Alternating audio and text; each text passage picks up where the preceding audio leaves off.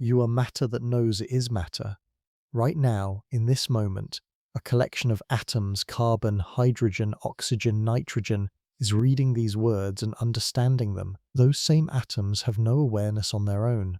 A carbon atom doesn't think, a hydrogen atom doesn't feel, yet somehow, arranged in the specific configuration that is you, they do both. This isn't poetry, it's the central mystery of existence. Welcome.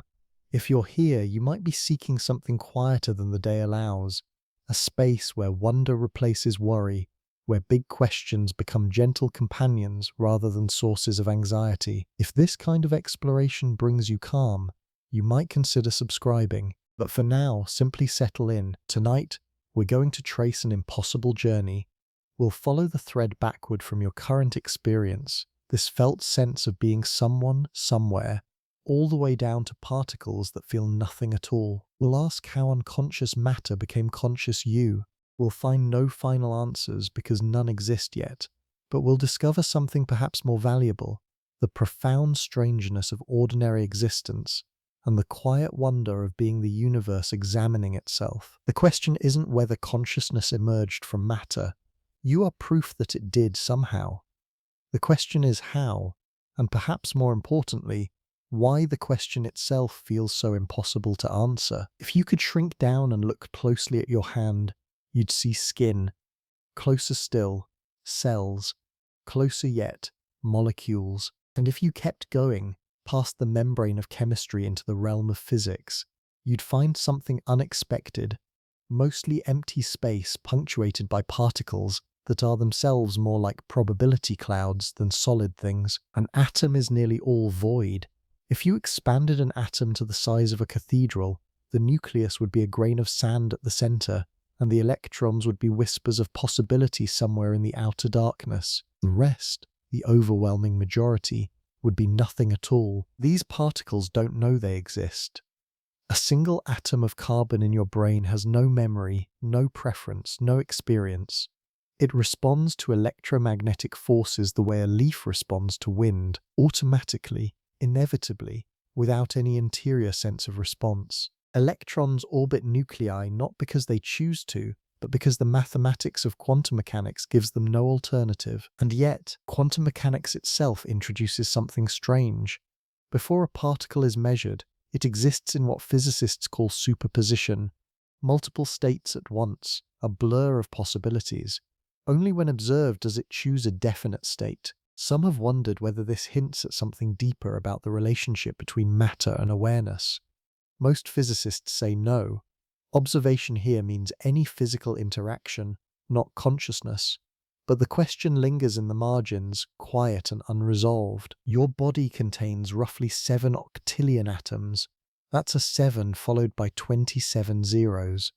Each one perfectly unconscious, each one obeying the same indifferent rules that govern the hydrogen in distant stars and the oxygen in ancient oceans. There's nothing special about them individually. The strangeness begins when we ask, at what point in the journey from atom to human did experience appear? There's no consciousness in a single particle, probably none in 2 particles, none in 1,000 or 1,000,000, but somewhere between the simplicity of atoms and the complexity of you, something unprecedented happened. Matter began to feel, not just to react, but to know that it was reacting. Not just to process information, but to experience the processing. The particles themselves didn't change. The laws of physics didn't bend. The atoms in your brain are the same kind of atoms floating in interstellar dust clouds, but configured just so, following patterns refined over billions of years. They produce something that seems fundamentally different from their nature. They produce the felt quality of existence itself. Somewhere in Earth's early oceans, perhaps 4 billion years ago, chemistry crossed a threshold. Molecules began doing something they'd never done before. They began making copies of themselves. The first self-replicating molecule, whatever it was, didn't plan this. It had no intent. It was simply a particular arrangement of atoms that, when surrounded by the right chemical soup, would catalyze the formation of another molecule just like it. 1 became 2, 2 became 4, and so on, into deep time. This was chemistry, nothing more. But it was chemistry with consequences, because once molecules could replicate, they could also vary. Errors crept into the copying process, mutations in the language we developed billions of years later. Most variations meant nothing. Some made replication less likely, but very occasionally, a variant would replicate more efficiently than its neighbors. These accumulated over vast timescales. Complexity emerged not through intention, but through statistics. The boundary between non-living and living is surprisingly uncertain. Viruses replicate but can't metabolize. Prions are merely proteins that propagate copies of themselves by reshaping other proteins. At what exact moment does chemistry become biology? The question assumes a clean line where none exists. Early cells, simple membrane-enclosed pockets of chemical reactions, could respond to their environment. They'd move toward nutrients, away from toxins. Were they aware of any of this? Almost certainly not. They were executing chemical programs, following gradients of concentration like water following gravity. A bacterium swimming toward sugar isn't making a decision, it's expressing the outcome of molecular cascades triggered by receptor proteins on its surface. Yet these responses became more sophisticated over time. Single-celled organisms developed the capacity to store energy, to remember chemical encounters through modified gene expression, to communicate with other cells through signaling molecules. The repertoire of behavior expanded. Still no consciousness, probably, but the machinery was being built. Chemical sensors evolved into more elaborate detection systems. Simple responses branched into conditional pathways. If this, then that. If both this and that, then something else. Information began to be integrated across space and time within the cell. The gap between chemistry and life turned out to be less of a gap and more of a gradient. And somewhere along that gradient, the question of consciousness stopped being obviously irrelevant and became deeply unclear. Not because cells were conscious, they almost certainly weren't, but because the mechanisms they developed would eventually, in far more elaborate form, be the mechanisms that generate what you're experiencing right now. The tools of awareness were being forged in the blind workshop of evolution, billions of years before anything would exist that could use them to know itself. A bacterium encounters a chemical it needs. Its surface receptors bind to the molecule. This binding triggers a cascade. Proteins change shape, genes activate. The cell's flagella adjust their rotation. The bacterium tumbles less frequently, effectively swimming toward higher concentrations of the nutrient. The entire process unfolds mechanically, deterministically. Is there anything it's like to be that bacterium? The philosopher Thomas Nagel asked a similar question about bats. His point was that consciousness involves subjective experience, something it is like to be the organism in question. We can describe a bat's echolocation physically, map every neural signal, but that doesn't tell us what it feels like from inside the bat's experience. The same question applies, even more mysteriously, to simpler forms of life. Most scientists would say bacteria are philosophical zombies, organisms that behave responsively but have no inner experience whatsoever. Their reactions are complex chemistry, nothing more. And yet, the certainty wavers slightly when we examine what bacteria can actually do. They can learn, in a sense. Expose a bacterial colony to a mild stress repeatedly, and it will respond more quickly each time. Cellular memory encoded in epigenetic changes and protein concentrations. They can make decisions after a fashion. When environmental signals conflict, bacteria integrate multiple inputs and produce responses that reflect a weighted assessment of their situation. Some bacteria can even anticipate. Gut bacteria that typically encounter lactose after maltose will begin expressing lactose-digesting enzymes when they detect maltose before the lactose arrives. This isn't planning, it's evolved correlation detection, but the boundary between sophisticated mechanism and proto-mind becomes harder to locate with precision. The question isn't whether bacteria have rich inner lives. They almost certainly don't. The question is whether there's any flicker of experience at all, however dim, some minimal form of what philosophers call qualia, the raw feel of sensation, or whether consciousness appears only at some higher threshold of complexity, with nothing but mechanism below. We have no way to know. Our certainty about the inner life of other beings diminishes the further they are from us. You know you're conscious. You're fairly confident other humans are. Dogs and cats seem likely. Fish? Insects? The confidence drops with each step. And bacteria? The question seems almost absurd. How could something so simple have experience? But then, how could anything have experience? A human brain is immensely more complex than a bacterium, but it's made of the same basic stuff. Atoms obeying physical laws. If consciousness is purely a matter of complexity, there should be some minimum threshold where it appears. But complexity is continuous, not discrete. There's no obvious line. Maybe consciousness has always been there in some vanishingly small degree, woven into matter itself. Or maybe it emerges suddenly when certain computational conditions are met. Or maybe these questions rest on false assumptions we haven't yet identified. The bacteria swim on, responsive and inscrutable, keeping their secrets. For billions of years, life existed without dedicated cells for signaling. Then, perhaps 700 million years ago in the Precambrian seas, a new kind of cell appeared. The neuron. This was a cell optimized for something previous cells did only slowly and locally. Neurons could send signals, electrical impulses, across relatively long distances quickly. A chemical change at one end of the cell would trigger a wave of electrical activity that raced to the other end, where it would release signaling molecules that affected other cells. The earliest animals to use neurons were likely simple, soft-bodied creatures, ancestors of modern jellyfish and sea anemones. They had no brains, just loose networks of neurons forming nerve nets throughout their bodies. Touch one part of a jellyfish, and the signal spreads, causing the whole organism to contract or pulse away. This was already revolutionary. Specialized communication allowed coordination at a new scale. Instead of each cell responding only to its immediate chemical environment, groups of cells could now respond together to events happening elsewhere in the organism. The signal itself, the nerve impulse, is elegant.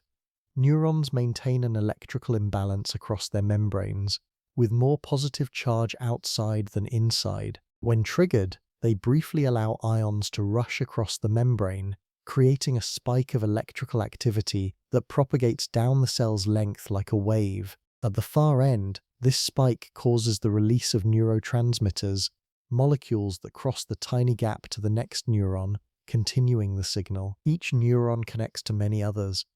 The geometry of these connections determines how information flows and combines. Touch receptors in a jellyfish's tentacle send signals that converge, creating a stronger combined signal if multiple receptors fire at once. This is integration, the beginning of computation, but there's still no central processing, no brain. The jellyfish's nerve net is democratic, distributed. Signals propagate through the network, triggering responses. But there's no central location where information comes together into a unified representation of the world. That innovation came later. As animals evolved, neurons began to cluster. Ganglia formed, tight bundles of neurons that acted as local control centers. In many lineages, ganglia concentrated at the head end, where sensory organs gathered. More sensors meant more information to integrate. More integration required more neurons. A feedback loop began. The brain wasn't invented all at once. It emerged gradually as ganglia expanded and elaborated, as new layers of processing were added atop older ones, as evolution tinkered with the arrangements that worked and discarded those that didn't. Neurons gave life a new capability: rapid, coordinated, information-integrating response. They created patterns of activity that corresponded to features of the world: light, touch, chemical signatures. They allowed organisms to navigate complex environments, to learn, to remember. They built the scaffolding on which consciousness would eventually rest. But the neurons themselves, they're just cells, specialized cells with unusual properties, but cells nonetheless. Chemistry and electricity following rules. Each individual neuron has no more awareness than the bacterium we considered earlier. The mystery compounds. If individual neurons aren't conscious, What changes when you put billions of them together? A sea slug called Aplysia has roughly 20,000 neurons. It can learn. If you touch the slug's siphon, a fleshy tube it uses for respiration, it will withdraw both the siphon and its delicate gill, pulling them inside for protection. Touch it repeatedly, and the slug learns that this particular touch isn't dangerous. Its withdrawal response weakens. This is habituation, but if you follow a siphon touch with an electric shock to the tail, something different happens. Now the slug learns that siphon touches predict danger. Its withdrawal response strengthens dramatically, lasting for days or weeks. This is sensitization. The neuroscience here is well mapped. Habituation occurs when the connection between sensory neurons and motor neurons weakens through reduced neurotransmitter release. Sensitization involves facilitator neurons that enhance those same connections, making them temporarily more responsive. Memory in this simple system is a change in the strength of synaptic connections. The slug has no brain in the traditional sense, just clusters of neurons forming ganglia. It certainly doesn't reflect on its experiences, yet it modifies its behavior based on past events. The network learns. This capacity, changing connection strengths based on experience, turns out to be fundamental. Even in far more complex brains, learning is largely about adjusting synapses. When you remember something, you're not storing a file in a specific location. You're subtly changing thousands or millions of connections so that a particular pattern of neural activity becomes more likely in the future. Networks can encode information in their structure. The pattern of strong and weak connections constitutes a kind of distributed memory. Activate part of the network, and activity spreads through preferential pathways, recreating patterns that reflected previous experiences. Honeybees, with roughly 1 million neurons, can learn to navigate complex environments, communicate directions to food sources through dance, and recognize individual human faces. Fish with smaller brains can learn to solve problems, remember spatial layouts, and in some species use tools. None of this requires consciousness. At least it doesn't obviously require it. These behaviors can be explained as elaborate information processing, networks responding to inputs, integrating signals, triggering outputs. The whole dance can be described in terms of neurons firing, chemicals flowing, patterns propagating, yet something shifts as networks grow more sophisticated. The processing becomes harder to distinguish from what we'd call thinking.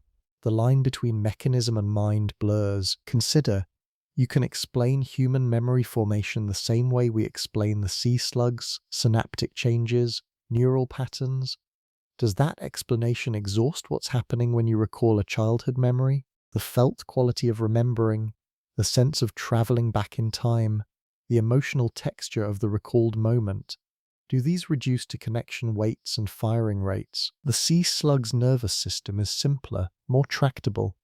We can map every neuron, trace every connection, predict many behaviors, but we still can't answer whether the slug experiences anything at all. We can describe the mechanism without touching the deeper question, and if we can't answer it for a sea slug with 20,000 neurons, the question becomes vastly more complex for organisms with millions or billions. The networks grow denser, the behaviors grow richer, the explanations become more detailed, the mystery remains untouched. Memory seems straightforward until you examine it closely, then it becomes deeply strange. Consider what's happening when you remember something. You're not retrieving a stored file. Brain scans show that remembering activates many of the same regions that were active during the original experience. To remember seeing a face, you partially reactivate the visual cortex. To remember a conversation, you partially reactivate auditory processing areas. Memory is reconstruction, not playback. Each time you recall an event, you rebuild it from fragments, and the rebuilding itself can alter the memory. This is why eyewitness testimony is unreliable, why memories grow distorted over time, why you can sometimes remember things that never happened at all. The mechanism, at the cellular level, involves a process called long-term potentiation. When neurons fire together repeatedly, the connections between them strengthen. The synapses become more efficient at transmitting signals. This was famously summarized by neuroscientist Donald Hebb. Cells that fire together, wire together. But this raises a question. If memory is just strengthened connections, and connections can be strengthened in remarkably simple nervous systems, when does memory become something experienced rather than merely encoded? The sea slug we discussed earlier has memory of a sort. Its modified responses to siphon touches represent information about the past affecting the present, but the slug presumably doesn't reminisce. It doesn't re-experience earlier moments. Its memory is purely dispositional, a change in tendency, not a retrieved experience. Your memories feel different. When you remember, there's something it's like to remember. The past doesn't merely influence your present behavior, it appears again in consciousness, painted in the colors of subjective experience. Some philosophers distinguish between two types of memory, implicit and explicit. Implicit memory is skill-based, procedural. You remember how to ride a bike without consciously recalling the learning process. Explicit memory involves conscious recollection of facts or events. This distinction seems to align with the difference between the sea slug's memory and human episodic memory, yet both types ultimately reduce to patterns in neural networks. The difference appears to be one of degree and connectivity rather than fundamental kind. Explicit memories involve more brain regions, particularly the hippocampus, which helps bind disparate elements into coherent episodes, but it's still neurons and synapses, still electrochemical signals following physical laws. Here's where the strangeness intensifies. Memory seems essential to consciousness as we experience it. Your sense of self depends on continuity with past experiences. Without memory, there's arguably no unified experience over time, just disconnected moments with nothing to string them together. Patients with severe amnesia can have intact moment-to-moment awareness, but lose the thread of narrative that makes experience feel continuous. Each moment is conscious, but the moments don't cohere into a self that persists. So perhaps memory doesn't just store the past, perhaps it's part of the mechanism that generates the feeling of continuous existence.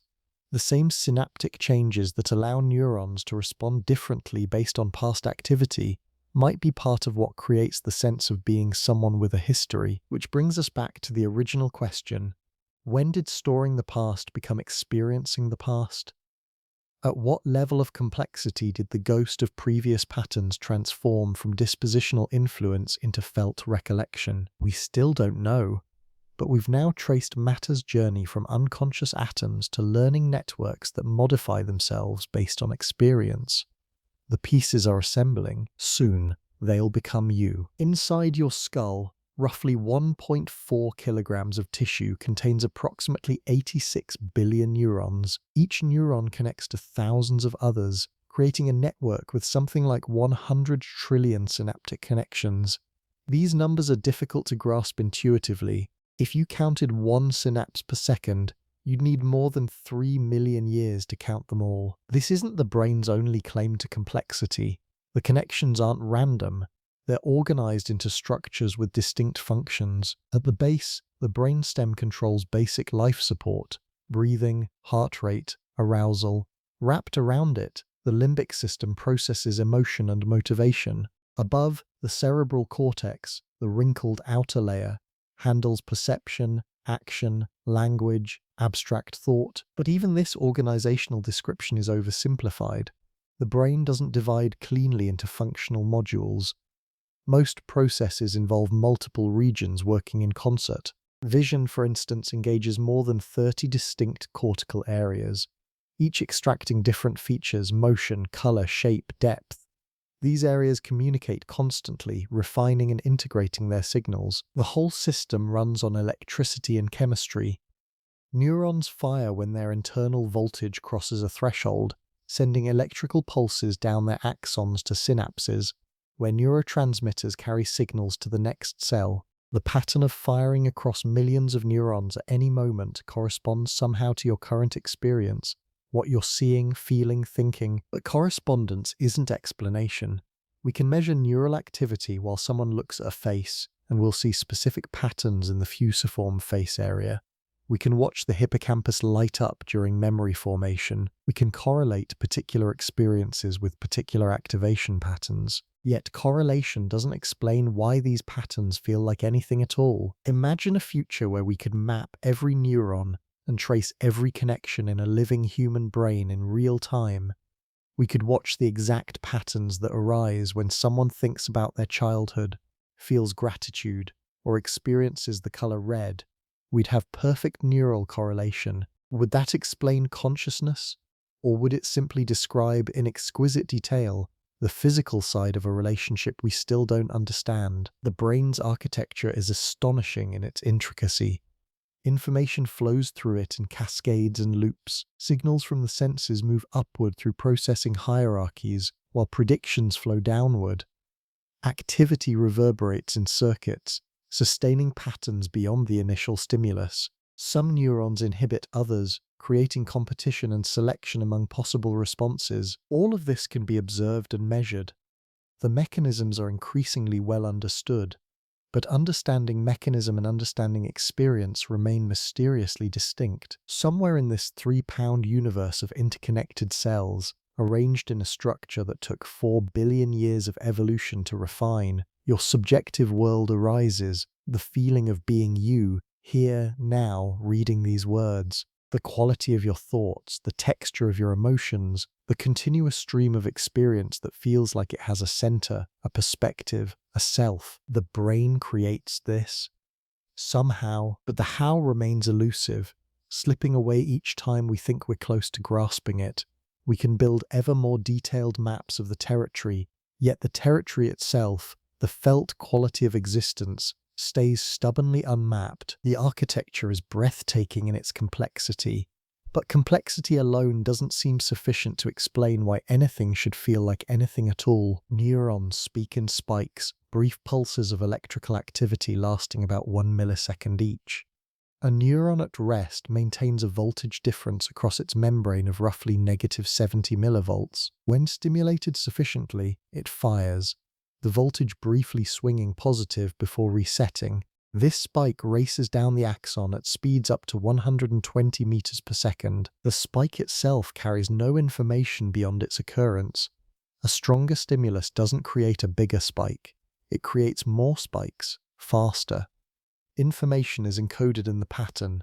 How many spikes, how fast, which neurons fire together, which sequences repeat. At the synapse, electricity becomes chemistry. The arriving spike triggers the release of neurotransmitter molecules into the tiny gap between cells. These molecules drift across, bind to receptors on the next neuron, and either encourage or discourage that cell from firing. A single neuron might receive input from thousands of others, some excitatory, some inhibitory. Whether it fires depends on the sum of these influences. This is already computation. Each neuron acts as a tiny processor, integrating inputs and producing an output, but the real computational power emerges from the network effects. Millions of neurons influencing each other simultaneously, creating patterns that flow and transform as they propagate through the brain's architecture. Different regions use different neurotransmitters and operate at different timescales. Glutamate drives fast excitation, GABA provides inhibition, dopamine modulates learning and motivation, serotonin influences mood over longer periods. The chemical vocabulary allows for subtlety and context sensitivity, far beyond simple on-off signals. Scientists have recorded from individual neurons during specific experiences. They've found neurons that fire selectively. Some respond to edges at particular angles, some to specific faces, some to abstract concepts like the idea of a person or place. The famous Jennifer Aniston neuron in a patient's medial temporal lobe fired robustly whenever the patient saw images of Jennifer Aniston, but barely responded to other faces. This sounds like we're close to understanding consciousness in neural terms. Find the right patterns, decode them, and presumably we'd know what the person is experiencing. But something crucial is missing from this account. The neuron responding to Jennifer Aniston isn't conscious of Jennifer Aniston. It's a cell, following electrochemical laws. The pattern of many neurons firing together correlates with the conscious experience of seeing her face, but the pattern itself is just neurons firing. Where in this process does the actual experience arise? Some researchers argue that consciousness emerges from specific patterns of activity, perhaps particular oscillatory rhythms, or the degree of integration between different brain regions, or the richness of information bound together in a given moment. These theories identify neural signatures that correlate with consciousness. But correlation and causation remain distinct. Others suggest we're asking the wrong question. Perhaps consciousness isn't something that arises from neural activity, but is somehow intrinsic to the activity itself. Perhaps the firing pattern doesn't create experience, it is experience seen from the outside. This would explain why we can't find the moment when mechanism becomes mind. They're not separate things with one causing the other. They're the same thing, described in two different languages, the objective language of neurons and the subjective language of experience. But if that's true, it's both elegant and deeply mysterious. It would mean the universe contains two types of facts: physical facts about what things do, and experiential facts about what things feel like, and it would leave us wondering why matter should have this dual nature at all. The neurons continue their ancient conversation, spikes flowing like lightning through wet networks, creating, somehow inexplicably, the world you're experiencing right now. Right now, you're experiencing a unified world. You see these words, perhaps hear ambient sounds, feel the surface beneath you, experience your own thoughts. All of this feels like one coherent experience, happening to one experiencing self, but your brain doesn't process information in one place. Visual processing alone splits into dozens of parallel streams.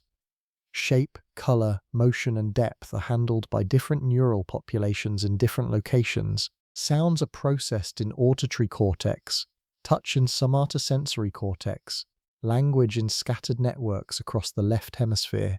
Your experience of now integrates information from senses that process at different speeds. This is the binding problem. How does the brain integrate distributed processing into unified experience? Consider seeing a red ball bounce.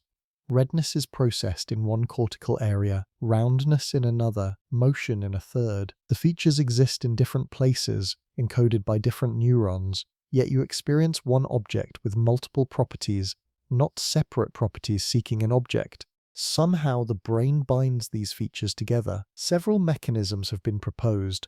One involves synchronized firing. Neurons representing different features of the same object might fire in precise temporal coordination, their synchronized rhythm marking them as belonging together. Evidence suggests that neurons do sometimes synchronize in this way, particularly in the gamma frequency range around 40 Hz. But synchronized firing, even if it helps bind features, doesn't explain why binding feels unified. We've described a mechanism for correlating different pieces of information, but not why that correlation produces a single integrated experience rather than separate experiences happening in parallel. The binding problem becomes even stranger when we consider split brain patients. These individuals have had their corpus callosum, the thick bundle of nerves connecting the brain's hemispheres, severed, usually to control severe epilepsy. Afterward, something remarkable happens. The two hemispheres can no longer communicate directly. In carefully controlled experiments, you can show these patients different images to each hemisphere independently. Each hemisphere processes its image normally, but the hemispheres don't share what they've seen. The left hemisphere, which controls speech in most people, can report what it saw. The right hemisphere cannot speak but can guide the left hand to point at what it saw. What's it like to be a split brain patient? Do they have one unified consciousness, or two separate streams of awareness? When the hemispheres disagree, which sometimes happens, whose experience is authoritative? Most split-brain patients report feeling normal. In everyday life, both hemispheres receive similar sensory information, so the division isn't apparent. But the experiments suggest something unsettling. The unity of consciousness might be more fragile than it seems. It might depend on specific neural connections, and if those connections are severed, perhaps consciousness divides too, or perhaps consciousness was never truly unified, even in intact brains. Perhaps what we call unified experience is actually many parallel processes that we narrate as a single story. with the narration itself creating the illusion of unity. The binding problem extends beyond perception. Your sense of self presumably also requires binding, integrating memories, current sensations, thoughts, emotions into the feeling of being one person persisting through time. This binding happens somehow, but asking how leads back to the same mystery. We can describe the neural networks involved. We can identify mechanisms that correlate information across regions. But the step from correlation to felt unity remains unexplained. Your experience right now feels whole, seamless, undivided. It feels like it's happening to you, one unified self. But that feeling, however immediate and certain, is somehow constructed by a brain that processes information in a distributed, parallel, fundamentally divided way. The unity might be real, or it might be the brain's most compelling illusion. Every night, consciousness fades. You lie down aware. Then, without noticing the transition, you're gone. Hours pass, awareness returns. This daily vanishing and reappearing of your subjective world is so routine you rarely question it. But sleep is strange when examined closely. You don't simply turn off like a machine. Instead, you cycle through distinct stages, each with its own characteristic brain activity and experiential quality. In the first stage of sleep, consciousness dims but doesn't fully disappear. You might experience brief fragmented thoughts or images, hypnagogic hallucinations, brain waves slow from the alert beta rhythm to drowsy alpha, then to the slower theta waves. You're still somewhat aware, easily awakened by slight disturbances. Stage 2 brings true disconnection from the environment. Your brain produces sudden bursts of rapid oscillations called sleep spindles, and isolated high-amplitude waves called K-complexes. These patterns appear to play roles in memory consolidation, protecting sleep from disturbance, but they're also markers of a state where consciousness has largely withdrawn. Stages 3 and 4, deep sleep, slow-wave sleep, show dramatically different brain activity. Large, slow delta waves roll through the cortex like ocean swells. Neurons across vast regions fire and rest in synchrony. During these stages, you're profoundly unconscious. It takes significant stimulation to wake you, and if awakened, you're often disoriented. What is it like to be in deep sleep? Most people would say nothing. You're simply unconscious. But absence of memory isn't the same as absence of experience. If consciousness arises but isn't recorded, does it still occur? We can't answer this from inside the experience, because unrecorded consciousness leaves no trace. Then comes REM sleep, rapid eye movement, when dreaming intensifies. Brain activity during REM resembles waking activity in many ways. The cortex buzzes with fast, desynchronized activity, but you're paralyzed, disconnected from your senses, and the activity generates bizarre narratives that seem perfectly reasonable while they're occurring. Dreams themselves raise fascinating questions.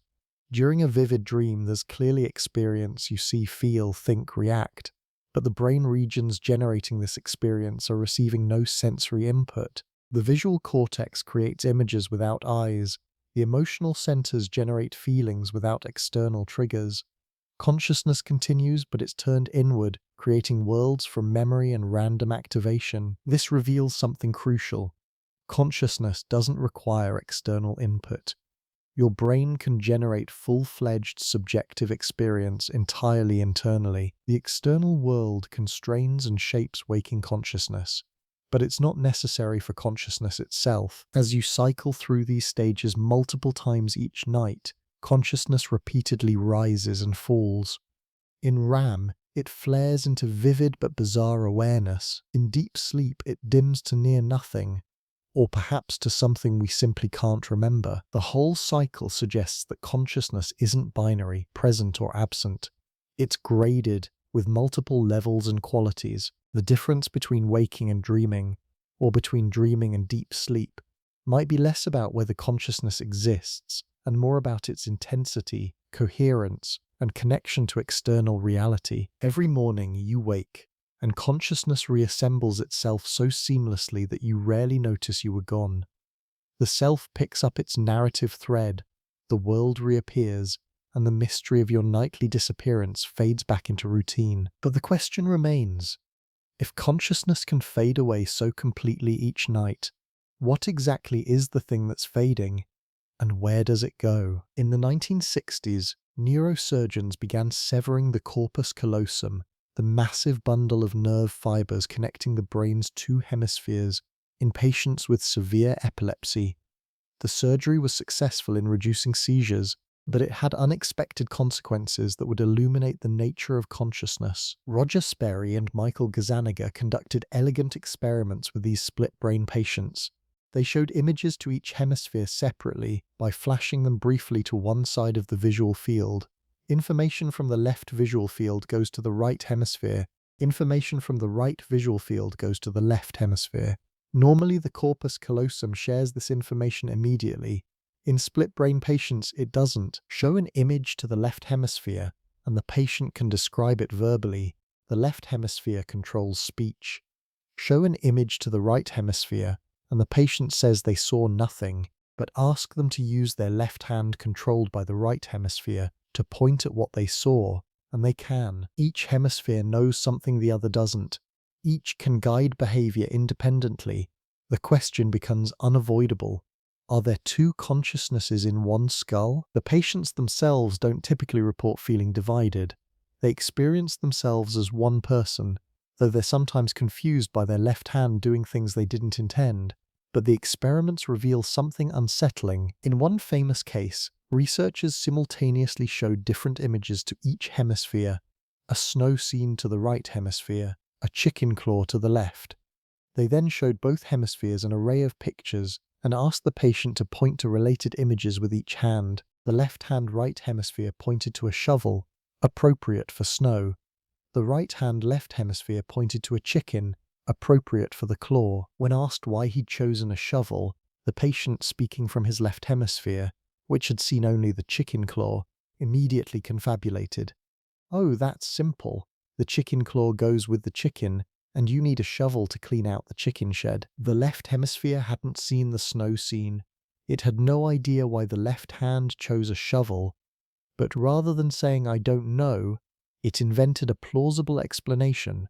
This happens instantly, unconsciously, convincingly. This suggests that the normal brain might constantly be generating explanatory narratives for behaviors and decisions whose real causes are inaccessible to consciousness. The left hemisphere, some researchers argue, operates as an interpreter, creating a coherent story of the self even when that story is partly fiction. But back to the core question: do split-brain patients have one consciousness or two? Both answers seem partly true and partly wrong. In everyday life, both hemispheres receive similar information, so the split isn't evident, one consciousness. But in experimental conditions where the hemispheres receive different information, they seem to have different experiences and knowledge, two consciousnesses. Perhaps the question itself is flawed. Perhaps consciousness doesn't come in discrete units of one or two. Perhaps there's a continuum of integration, and severing the corpus callosum shifts these patients along that continuum without fully creating separate selves. What's clear is that the unity of consciousness, which feels so absolute from the inside, depends on brain structures that can be disrupted. The self that seems indivisible can, under certain conditions, be divided. This doesn't mean the self is an illusion, but it suggests that the self is more like a process than a thing, more like a pattern maintained by specific neural connections than an immaterial unity. And if unity can be compromised by cutting connections, what does that say about the nature of consciousness? Is your experience unified because information is integrated? If so, consciousness might be less about what thinks and more about how information flows. The split-brain patients, living their mostly ordinary lives with extraordinary neural division, carry within them a philosophical puzzle that consciousness studies still hasn't fully resolved. At any moment, your brain is processing vastly more information than you're aware of. Right now, as you read, your visual system is analyzing the entire visual field.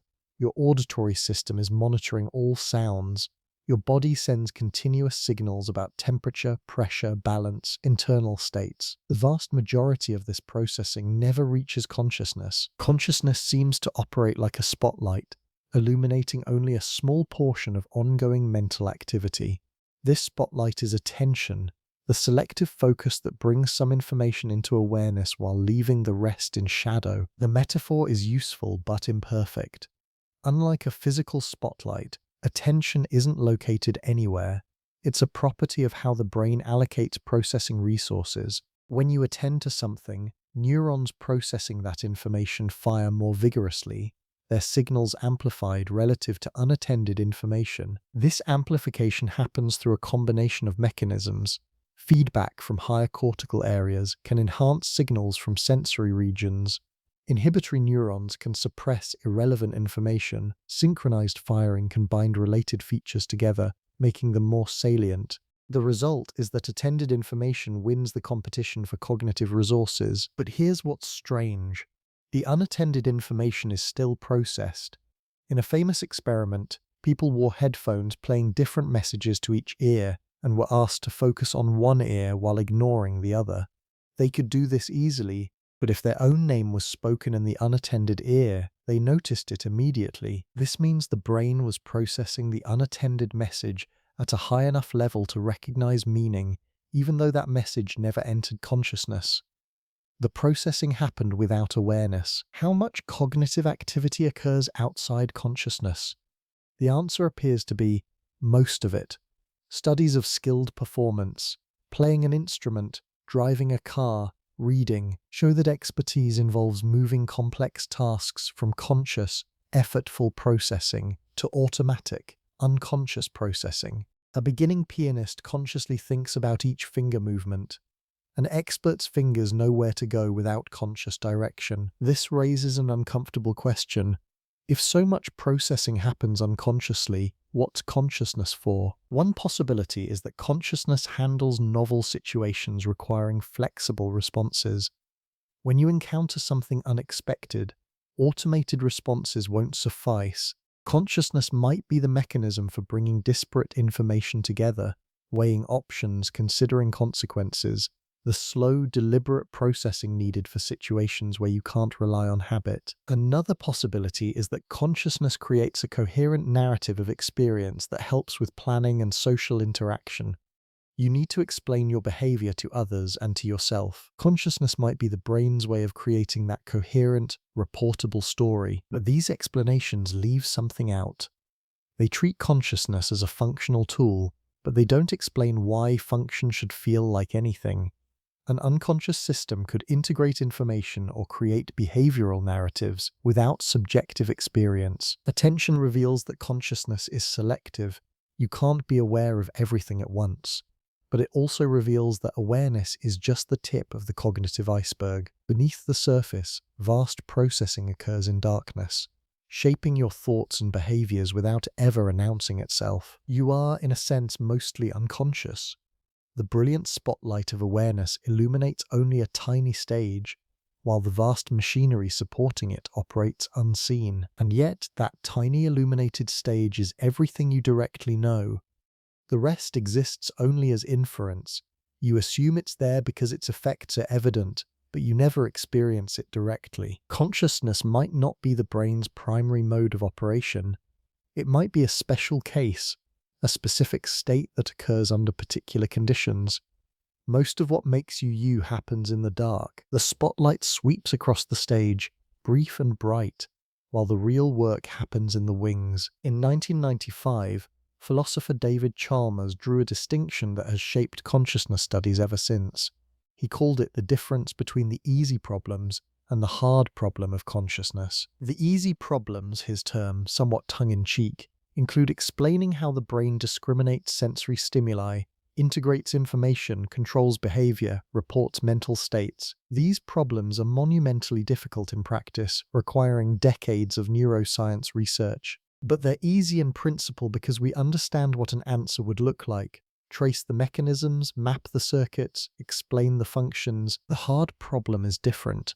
It asks, why does any of this processing feel like anything at all? You can imagine, in principle, a complete neuroscience that explains every function of consciousness. It would tell us which brain states correspond to which experiences, how information flows through neural networks, why certain processes reach awareness while others don't. It would be a triumph of science, and yet Chalmers argues it wouldn't explain the fundamental mystery, why these particular physical processes are accompanied by subjective experience, why there's something it's like to be you. Consider the redness of red.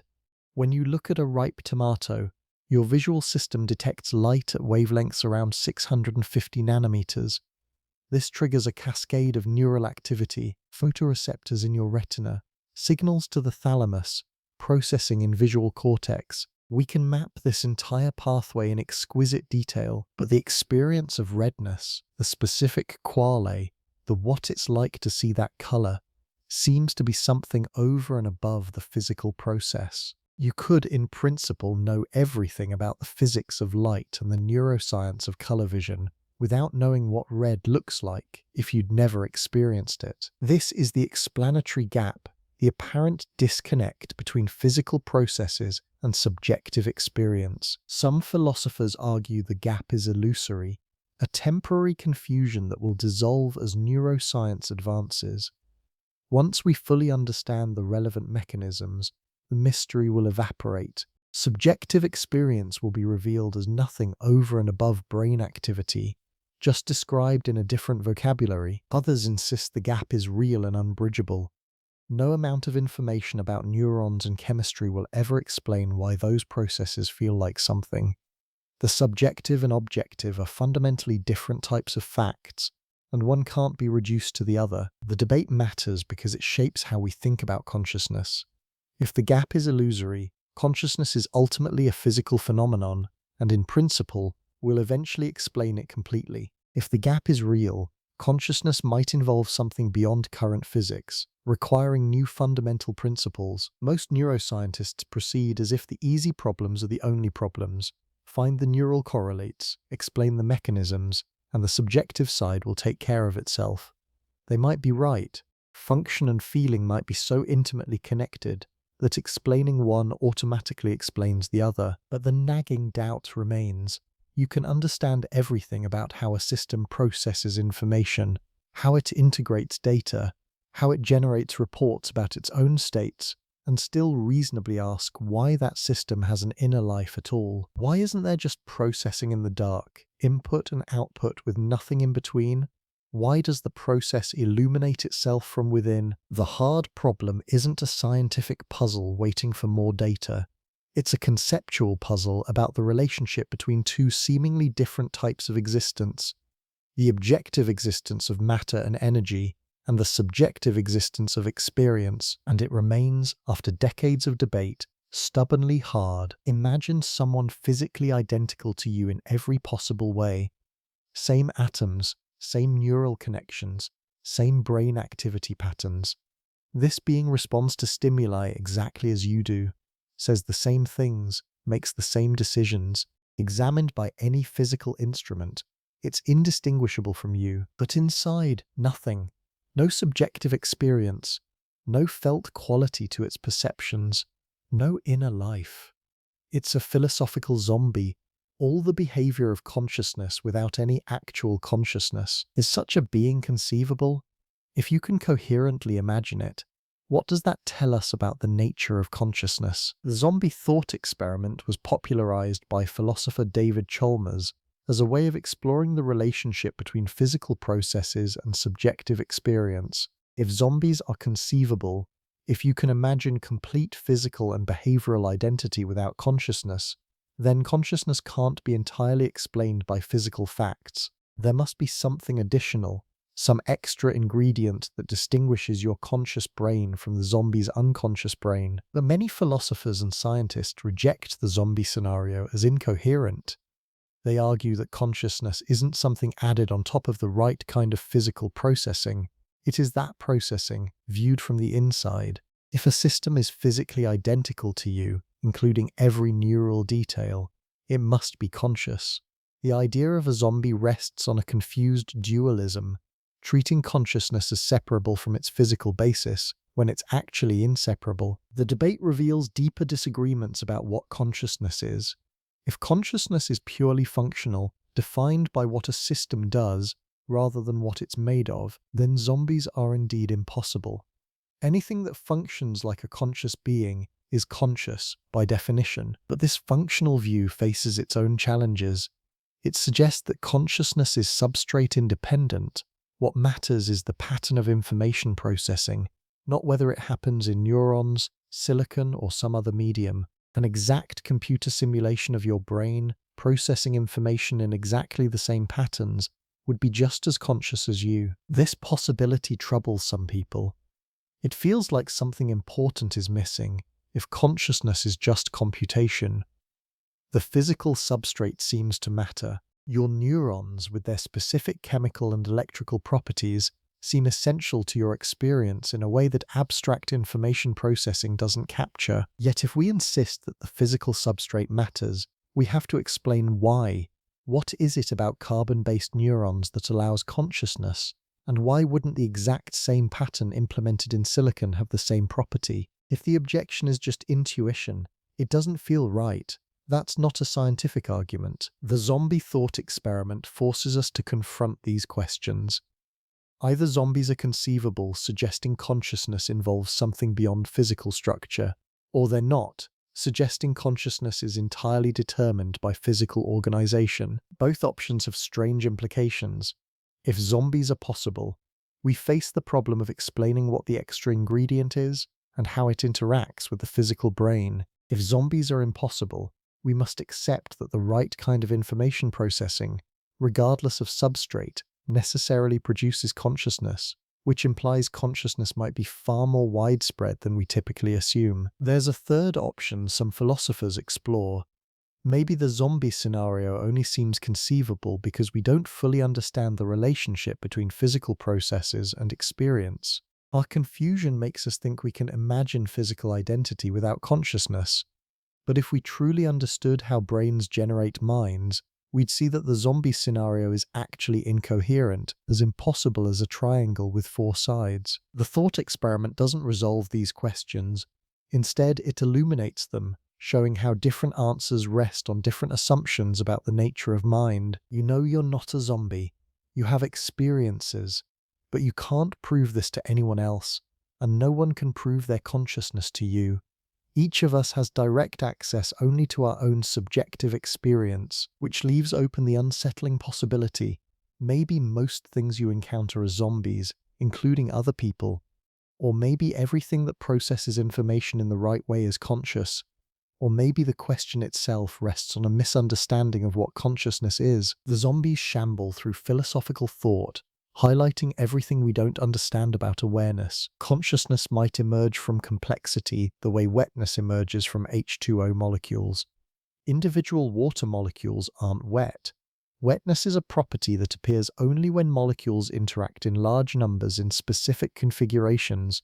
Similarly, individual neurons aren't conscious, but perhaps consciousness emerges when billions of neurons interact in the right patterns. This is the basic idea behind emergence theories.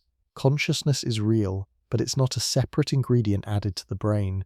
It's what complex neural processing feels like from the inside. The appealing thing about emergence is that it respects both the physical nature of the brain and the reality of subjective experience. Consciousness isn't magic or dualism. It's a natural consequence of how matter organizes itself under the right conditions. But emergence theories face a crucial challenge. They must explain why emergence happens at all. Water molecules interacting produce wetness because wetness is just a word we use to describe certain physical properties: surface tension, viscosity. We can reduce wetness to physics without remainder. But can we reduce the redness you experience to neural firing patterns? Reductionist emergence would say yes. Once you understand the patterns completely, there's nothing left to explain. The experience just is the pattern. Others propose what's called strong emergence. Consciousness arises from neural activity, but can't be reduced to it. The whole has properties genuinely absent from the parts. This preserves the intuition that experience is something more than just neurons firing. But it raises questions about how this emergence occurs and what laws govern it. If consciousness emerges above a certain complexity threshold, what determines that threshold? Is there a specific level of integration, a particular number of neurons, a certain type of computational architecture that flips unconscious processing into conscious experience. Tononi's integrated information theory attempts to answer this by proposing that consciousness corresponds to integrated information. Roughly, the degree to which a system's parts interact to form a unified whole that's more than the sum of its parts. IIT even assigns a number, phi, to measure the amount of consciousness a system has. According to IIT, you could be a little bit conscious or very conscious, depending on how integrated your information processing is. The theory makes surprising predictions. It suggests some simple systems might have minimal consciousness, while very complex but non-integrated systems like the internet might have none. But even if IIT correctly identifies what correlates with consciousness, does it explain why integrated information feels like something? Or does it simply describe conditions under which consciousness appears without explaining the appearance itself? Global workspace theory takes a different approach, suggesting consciousness arises when information becomes globally accessible to multiple cognitive systems. Unconscious processing is modular, different parts of the brain working separately. Conscious processing happens when information enters a global workspace, becoming available to memory, attention, verbal reporting, and action planning. This explains some features of consciousness, why it's selective, only some information reaches the global workspace, why it seems unified, globally accessible information is shared across systems, why we can report conscious experiences but not unconscious processing. But again, it describes what happens when we're conscious without clearly explaining why it feels like anything. These theories share a common structure.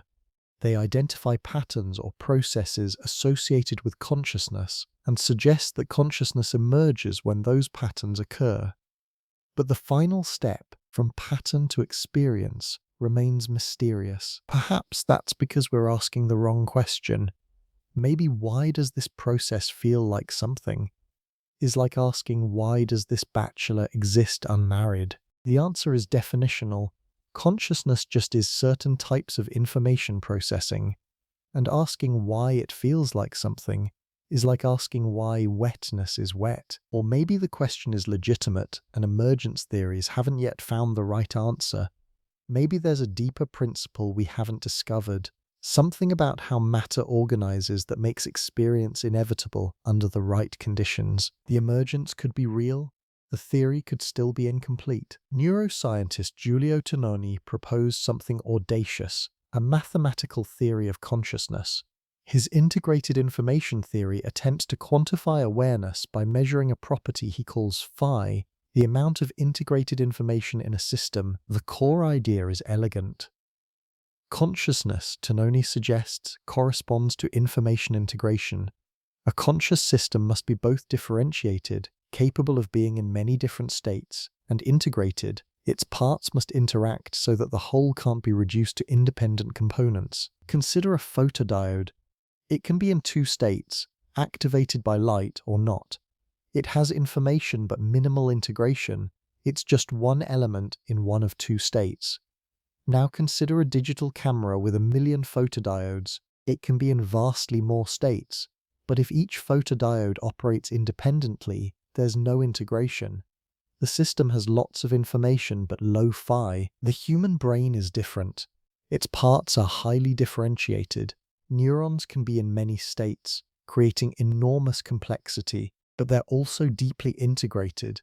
Neurons influence each other through dense networks of connections, creating unified activity patterns that can't be decomposed into independent modules. High differentiation plus high integration equals high phi, which, the theory suggests, equals rich consciousness. IIT makes testable predictions.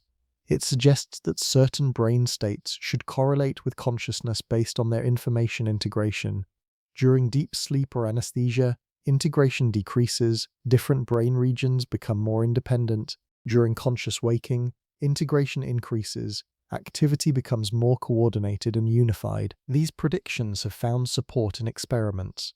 Brain imaging during various states of consciousness shows that integrated information does seem to correlate with subjective awareness. The cerebellum, despite having more neurons than the cortex, shows low integration and appears to contribute little to consciousness.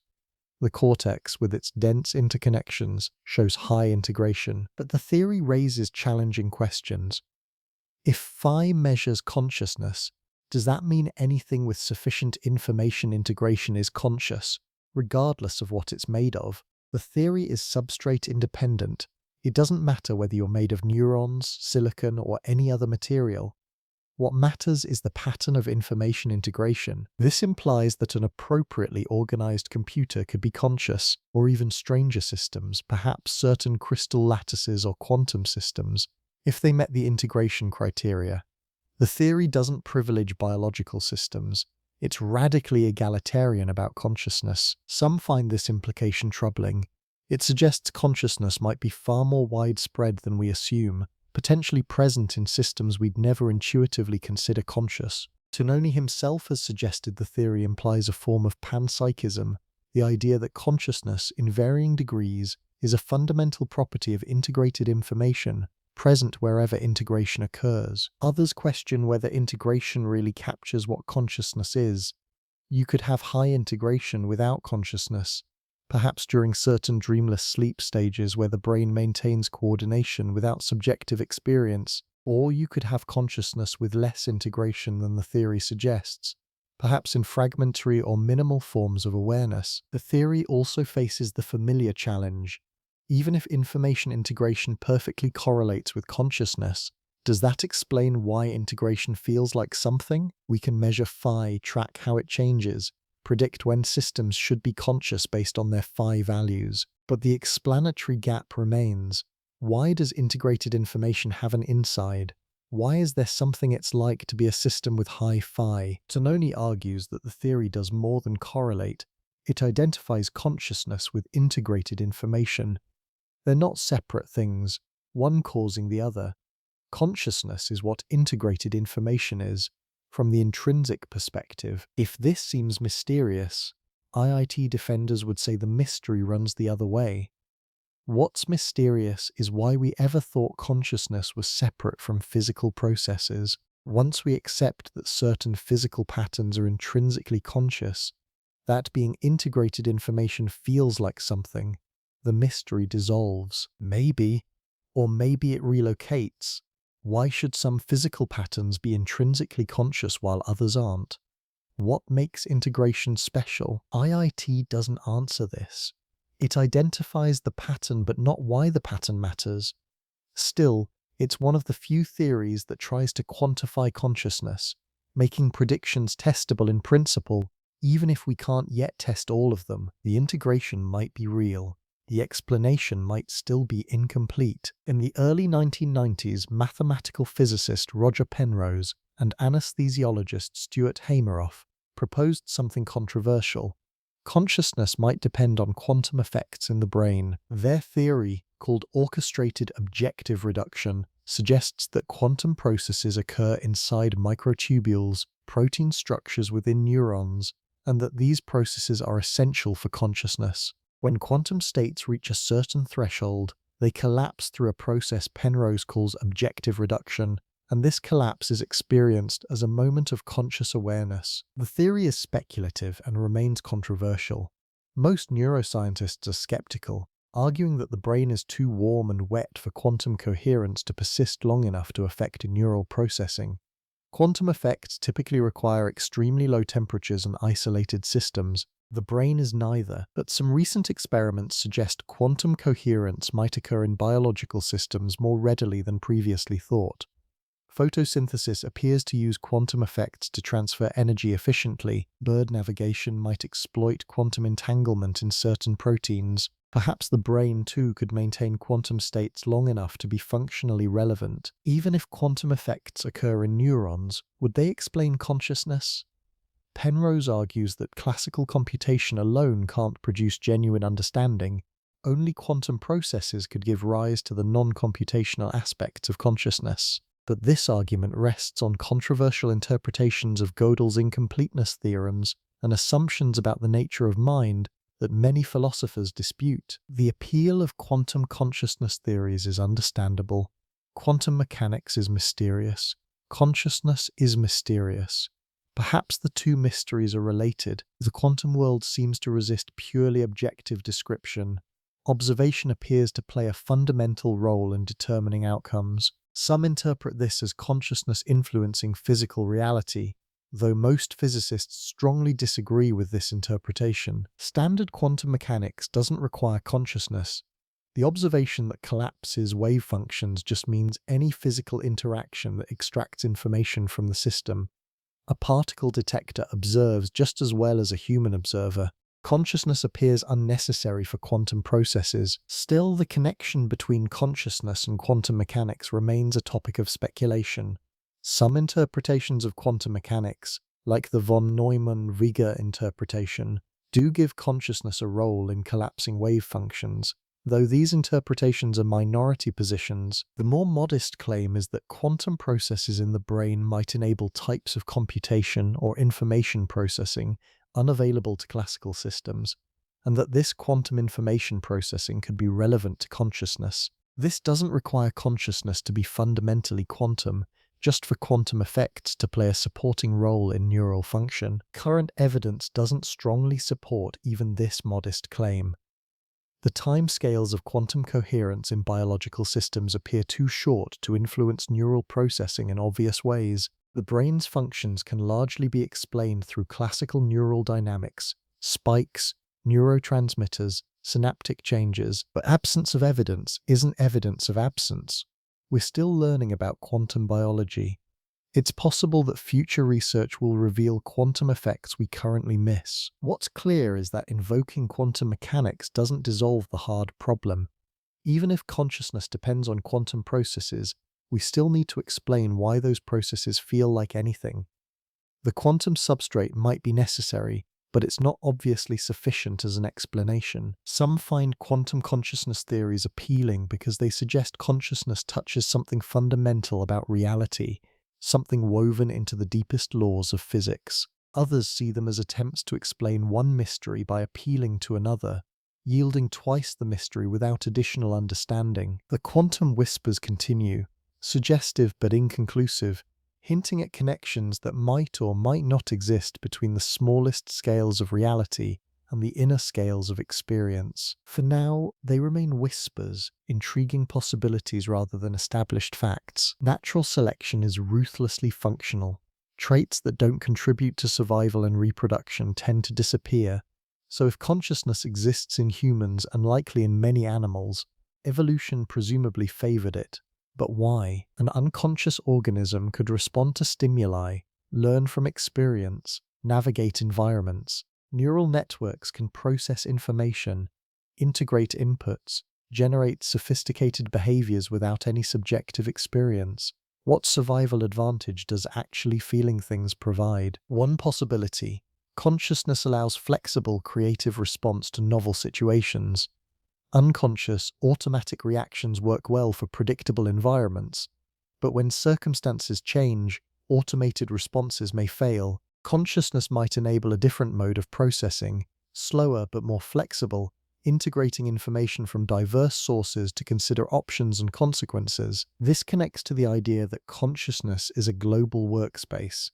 When you face a new problem, information from perception, memory, reasoning, and motivation all needs to come together.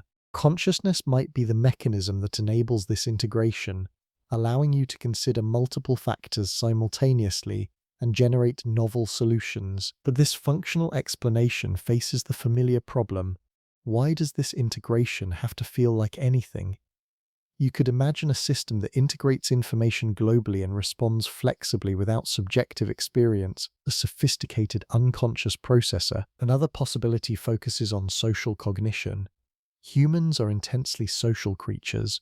Our survival has long depended on cooperating with others, predicting their behavior, navigating complex social hierarchies. Consciousness of our own mental states might have evolved because it enables theory of mind, attributing mental states to others. If you can introspect your own feelings and intentions, you have a model for understanding others' feelings and intentions. The same machinery that makes you aware of your own mind can be directed outward, helping you predict what others will do.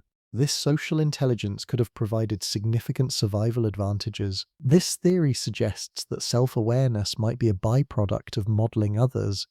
Evolution favored organisms that could simulate other minds. The easiest way to build a mind simulator might be to use your own mind as the template, which requires being aware of it. Yet this still doesn't fully explain subjective experience. You could model other minds using unconscious simulation, your brain running processes that mirror others' processes without those processes being conscious. Perhaps we're asking the wrong question. Maybe consciousness doesn't provide a specific functional advantage. Maybe it's an inevitable byproduct of the kind of information processing that does provide advantages. Evolution selected for complex, integrated, flexible neural processing. Consciousness came along as an unavoidable consequence. This would make consciousness more like the heat produced by a computer, a side effect of the real work, not the work itself. But this seems to diminish consciousness in troubling ways. Your experience feels central, not peripheral. It feels like the main event, not exhaust from the real processing happening beneath. Some researchers suggest consciousness provides a type of information compression. Your rich sensory environment gets summarized into coherent experiences, making it easier to store, retrieve, and communicate. I saw a dog conveys a compressed version of enormously complex visual processing. Consciousness might be evolution's solution to the information bottleneck problem. Others propose that consciousness enables suffering and pleasure, which powerfully motivate behavior. Pain conscious feels bad in a way that pure information about tissue damage wouldn't. This emotional quality ensures we avoid injury with urgency. Pleasure motivates us toward beneficial actions. The felt quality of experience might be evolution's way of making certain information impossible to ignore. All these explanations might be partly true. Consciousness could serve multiple functions, or it could serve one primary function while providing ancillary benefits. What's striking is that even when we identify plausible functional roles for consciousness, the explanatory gap persists. Natural selection could favor consciousness without explaining why consciousness feels like something. Evolution tells us consciousness exists because it helped our ancestors survive and reproduce, but it doesn't tell us how unconscious matter became conscious experience. The advantage might be real. The mechanism remains mysterious. An octopus has 9 brains, 1 central brain and 8 mini-brains in its arms. Its nervous system contains roughly 500 million neurons, distributed so that 2/3 reside in the arms themselves. Each arm can act semi-independently, solving problems without central coordination. Is an octopus conscious? If so, is each arm separately conscious? Or does consciousness arise from the central brain's coordination, with the arms being sophisticated but unconscious appendages? We don't know. But the octopus raises questions about consciousness in non-human animals that become more challenging the further we move from our own branch of the evolutionary tree. Mammals seem likely to be conscious. They have complex brains with structures similar to ours. They show signs of suffering and joy, learn from experience, form social bonds, sometimes use tools. A dog experiencing pain certainly seems to be suffering, not merely processing information about tissue damage. But subjective experience can't be observed directly. We infer it from behavior and neural similarity. The more an animal resembles us, the more confident we are in attributing consciousness to it. Birds, despite having very different brain architecture, display remarkable cognitive abilities. Crows use tools, solve multi-step problems, recognize individual human faces, and seem to hold grudges. Parrots demonstrate understanding of concepts like same and different. Their intelligence rivals primates in some domains. Different brain structure makes the inference harder. Birds lack the neocortex that mammals use for complex cognition. They evolved intelligence independently, using different neural architecture. But function might matter more than structure. If birds display behaviors that suggest consciousness in mammals, perhaps they're conscious too, despite using different hardware. Fish present a harder case. They have simple nervous systems, limited capacity for learning, and show responses to damage that could be unconscious reflex rather than felt pain. But recent research suggests some fish species have more sophisticated cognition than previously assumed. They can navigate complex environments, recognize individuals, remember spatial layouts. Do fish feel pain? Some researchers argue yes, pointing to behavioral responses and the presence of nociceptors, neurons that respond to harmful stimuli. Others argue these might be unconscious warning systems, not genuine suffering. The question has ethical implications for fishing practices, but the science remains uncertain. Insects have tiny brains. A honeybee has fewer than 1 million neurons compared to humans' 86 billion. Yet bees learn, navigate using mental maps, communicate through symbolic dance, and make decisions that seem to weigh options. Are they conscious, or are they biological robots executing complex programs? The question becomes even stranger with organisms like octopuses, whose intelligence evolved completely independently from vertebrates. They share a common ancestor with humans from roughly 600 million years ago, before brains existed. Whatever cognitive sophistication octopuses possess emerged through separate evolutionary paths. This suggests that consciousness, if octopuses have it, might be very different from mammalian consciousness. Maybe there are multiple types of consciousness, each with different qualities and characteristics, shaped by different evolutionary pressures and constraints. Or maybe consciousness requires specific types of information processing that can be implemented in different substrates. Just as birds and mammals both fly despite evolving flight independently, perhaps octopuses and humans both achieved consciousness despite evolving it through different routes. The uncertainty about animal consciousness reveals how limited our understanding is. We can't even definitively answer which animals are conscious, let alone explain how consciousness arises in any of them. Elephants seem to grieve their dead, engaging in behaviors that suggest emotional awareness. Are they having rich subjective experiences, or are we anthropomorphizing evolved behaviors that serve social functions? The question matters ethically. How we treat animals depends partly on whether we believe they suffer, but it also matters scientifically. Understanding the distribution of consciousness across species would constrain theories about what consciousness is and what conditions produce it. For now, we navigate with reasonable guesses based on behavioral and neural evidence. The closer an animal is to us, the more confident we are. But confidence isn't certainty. The octopus extends its arms, each solving its own tactile puzzles, while the central brain integrates signals we can measure but experience we can only wonder about. In 1970, psychologist Gordon Gallup put a mirror in front of a chimpanzee. After a few days of exposure, he anesthetized the chimp and placed colored marks on its face, marks it couldn't normally see. When the chimp woke and looked in the mirror, it touched the marks on its own face. This seems simple, but it's profound. The chimp recognized that the reflection was itself, not another chimpanzee. It understood the connection between the image in the mirror and its own body. This is called mirror self-recognition, and it's often interpreted as evidence of self-awareness. Humans develop mirror self-recognition around 18 months of age. Before that, babies treat their reflection like another baby. They might smile at it or try to play with it, but they don't recognize it as themselves. Besides chimpanzees, several other species pass the mirror test. Orangutans, gorillas sometimes, dolphins, elephants, and magpies. This select group is often cited as evidence that these species have self-awareness and, by extension, consciousness. But the mirror test has limitations. It assumes that self-recognition requires self-awareness, which might not be true. An organism could recognize its own reflection through learned associations without having a conscious sense of self. The behavior might be sophisticated pattern matching rather than genuine self-concept. Moreover, the test is biased towards species that rely heavily on vision. Dogs almost always fail the mirror test, but they pass an olfactory version. They're more interested in their own urine samples that have been altered than in samples that match their current state. This suggests some form of self-recognition through smell rather than sight. So what does passing the mirror test actually demonstrate? At minimum, it shows an ability to map visual information onto a mental representation of one's own body. But does it require consciousness? Could an unconscious system do this? The question connects to deeper issues about what self-awareness means. There are different levels. The lowest might be simply having information about one's own states. Proprioception tells you where your limbs are.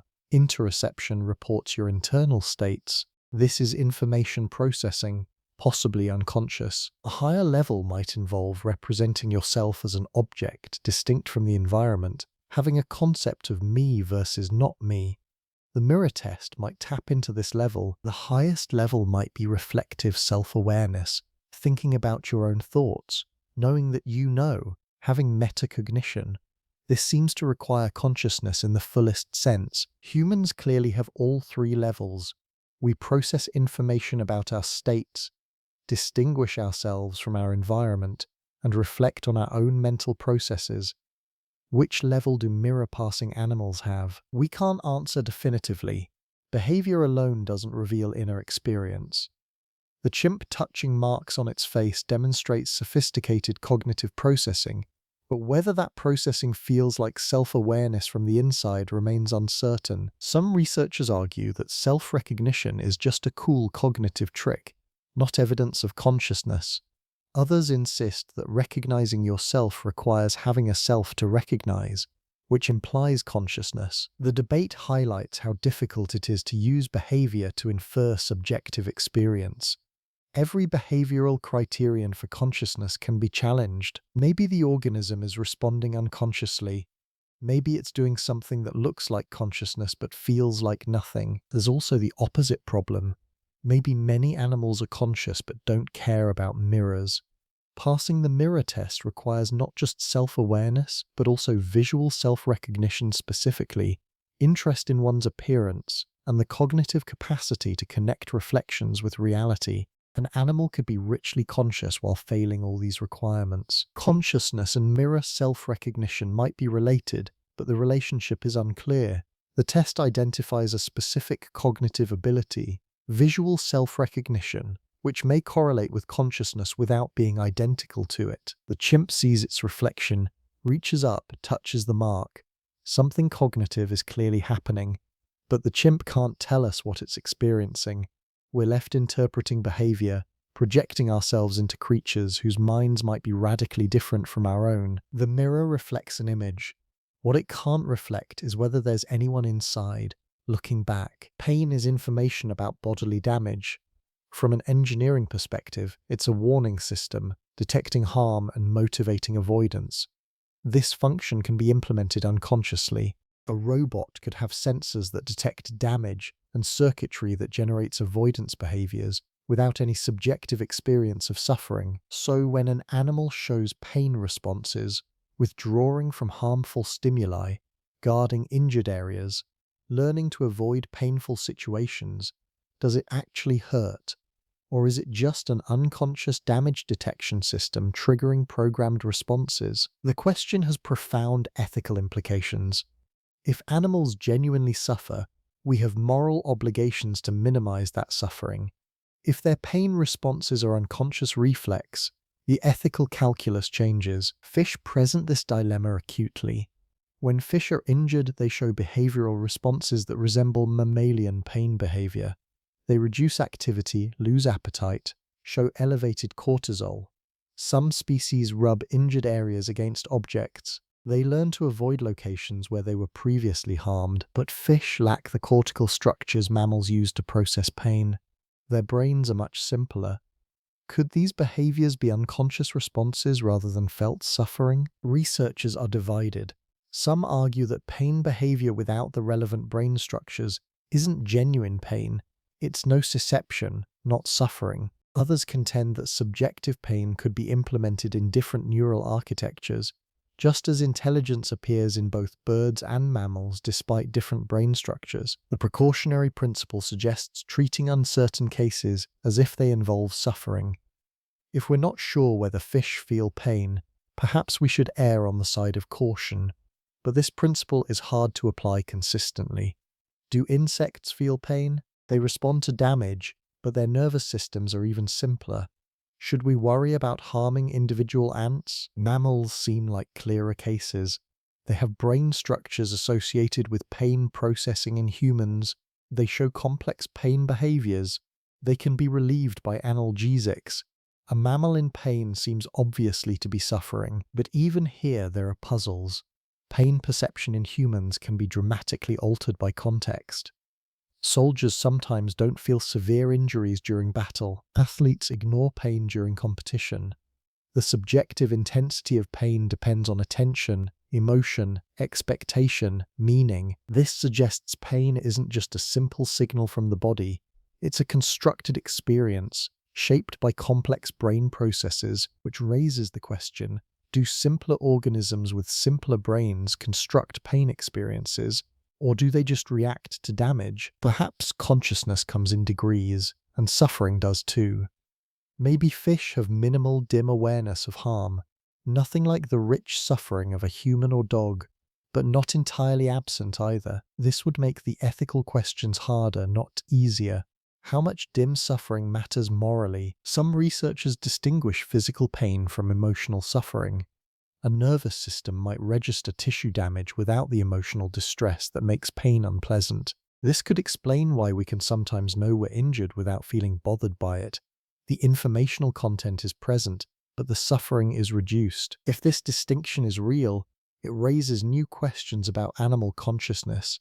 Can animals have physical pain without emotional suffering? Do they need certain cognitive capacities, maybe anticipation of future pain, or memory of past pain, or reflection on the meaning of pain, to experience true suffering? These questions don't have clear answers. What's clear is that uncertainty about animal consciousness translates directly into uncertainty about animal welfare. Every time we harm an animal, there's a possibility we're causing genuine suffering, but the strength of that possibility varies dramatically across species, and our confidence in our judgments should vary accordingly. The fish struggles against the line, behaviors triggered by damage signals propagating through its nervous system. Whether those signals feel like anything, whether there's someone inside the fish for whom this experience is bad, remains hauntingly uncertain. We inflict harm, sometimes necessarily, never knowing for certain whether that harm is felt. A child learns to speak, and something shifts. Not just new behavior, new thought becomes possible. Language lets us refer to things not present, contemplate hypothetical scenarios, reflect on our own mental states. It enables a kind of thinking unavailable to non-linguistic minds. Does language create consciousness or merely enhance it? Some philosophers argue that genuine self-awareness requires language. To be aware of yourself, you need the concept of I, a way to think about yourself as an object distinct from the world.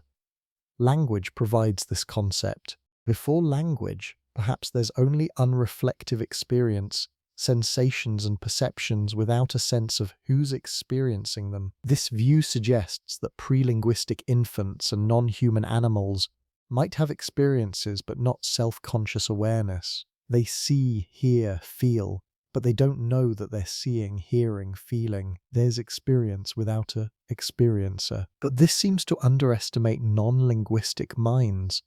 Dogs appear to have distinct personalities, preferences, memories of past events.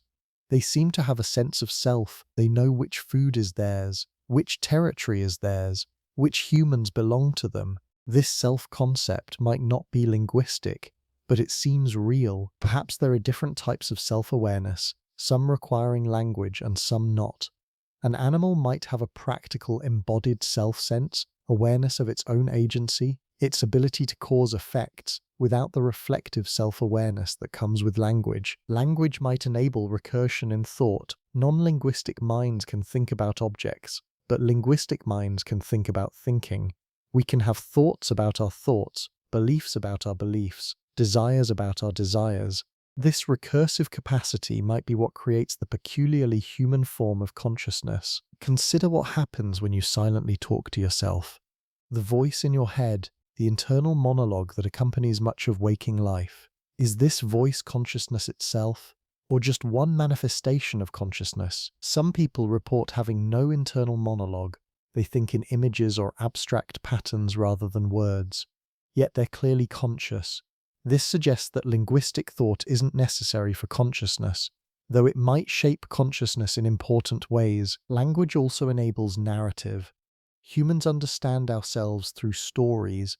We have autobiographical narratives that give our lives meaning and coherence. We narrate our experiences even as they're happening, fitting them into ongoing stories about who we are. Non-linguistic animals presumably don't narrate their experiences.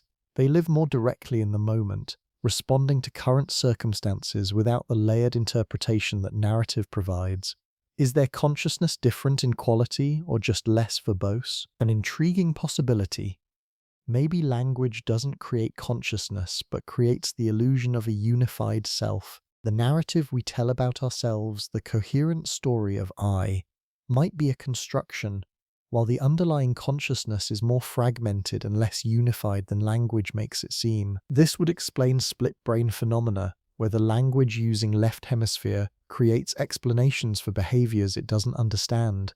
Maintaining the narrative of a unified self even when the brain is functionally divided. It would also explain certain meditative experiences. Experienced meditators report that deep meditation can dissolve the sense of self, revealing consciousness without the narrative structure we usually impose on it. Language creates the story of me. Consciousness exists underneath, perhaps more fluid and less individuated than our stories suggest. If language shapes but doesn't create consciousness, this implies that non-linguistic animals and pre-linguistic infants have genuine awareness, just different in character from linguistic consciousness. Their experience might be more perceptual and less conceptual, more immediate and less reflective, or perhaps we're wrong to privilege human linguistic consciousness. Maybe our constant narration, our recursive self-reflection, is a strange elaboration, consciousness taken to an unusual extreme. Maybe the dog's direct, present moment awareness is consciousness in a purer form, uncluttered by the stories we tell ourselves. Language lets us describe consciousness, discuss it, theorize about it. But the thing we're describing might exist just as vividly in minds that have no words for it. The child speaks, and a new door opens. But experience itself, the light of awareness, might have been present all along. What if consciousness is an elaborate trick your brain plays on itself? Not a genuine property of reality, but an illusion, compelling, convincing, but ultimately false. This isn't denying that you have experiences. You clearly do. The proposal is that your experience misrepresents what's actually happening, just as visual illusions make you see things that aren't there. Perhaps consciousness itself is an illusion created by the brain's model of its own processes. Philosopher Daniel Dennett has long argued for a version of this view. He suggests that our intuitive sense of consciousness, the feeling that there's a unified, continuous stream of awareness, is mistaken. What actually exists is multiple parallel processes running in the brain, with no central location where it all comes together. The sense of unity is a user illusion, like the desktop interface on a computer, that hides the underlying complexity. The brain, in this view, creates a simplified model of itself. This model includes the concept of me, a unified experiencer having experiences, but there's no actual unified experiencer, just patterns of neural activity that the brain describes to itself, using the fiction of a conscious self. This explains some puzzling features of consciousness. Why do we have no access to most of our brain's processing? Because consciousness isn't about what the brain does, it's about the brain's simplified narrative about what it does. Why does consciousness feel unified despite distributed processing? Because unity is part of the narrative, not a description of the underlying reality. But calling consciousness an illusion creates a philosophical puzzle. Illusions require someone to be deceived. If consciousness is an illusion, who's experiencing the illusion? If you say the brain is creating an illusion of consciousness, you seem to be implying there's something for which the illusion appears, which sounds like consciousness. Dennett would argue this is confused thinking. There's no separate thing being deceived. There's just the brain creating certain patterns and descriptions, including descriptions that reference a conscious self. The illusion isn't happening to anyone. It's just a feature of how the brain's self-model works. This is conceptually challenging. We're deeply attached to the idea that our experiences are real. The redness of red, the painfulness of pain, these seem undeniable. Telling someone their pain is an illusion doesn't make the pain go away. Defenders of the illusion hypothesis would say you're still confused. Of course, the pain won't go away when you understand it's an illusion. Visual illusions don't stop fooling you when you know they're illusions. The experience persists even when you understand the mechanism. But there's something strange about saying subjective experience itself is an illusion. With a visual illusion, there's a correct perception you're failing to achieve. With consciousness, what's the correct understanding that the illusion prevents you from reaching? The illusionist answer: the correct understanding is that there's just information processing, computation, patterns of neural activity, no magical extra ingredient of experience. The feeling that experience is something special, something over and above physical processes, is the illusion. If they're right, consciousness is less mysterious than it seems.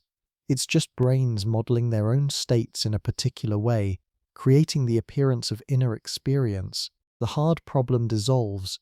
There's nothing to explain beyond neural mechanisms once you give up the illusion that consciousness is something more. But most people, even after understanding this argument, find it unsatisfying. The felt quality of experience seems too real to dismiss as illusion. Saying there's just information processing feels like it's leaving out the most important part. The fact that the information processing feels like something. Perhaps illusionists are trying to explain away what needs to be explained. Or perhaps our conviction that consciousness is special is exactly the illusion they're identifying, a trick our brains play that's so convincing we can't see past it. The illusion persists, compelling and immediate, whether it's real or not. What if consciousness isn't something that emerges from complex organization? What if it's fundamental, woven into the fabric of reality from the beginning? Pansychism is the view that consciousness, in some form, is a basic feature of all matter. Electrons, atoms, molecules, everything has some minimal form of experience. Complex consciousness in humans emerges from combinations of these simple conscious elements, the way complex chemistry emerges from combinations of simple atoms. This idea sounds mystical, but it's being seriously reconsidered by contemporary philosophers and even some physicists. Not because of evidence, there's no way to test whether an electron has experience, but because it might solve otherwise intractable problems. The hard problem asks how consciousness emerges from unconscious matter. Panpsychism dissolves this problem by denying the premise. Matter isn't unconscious.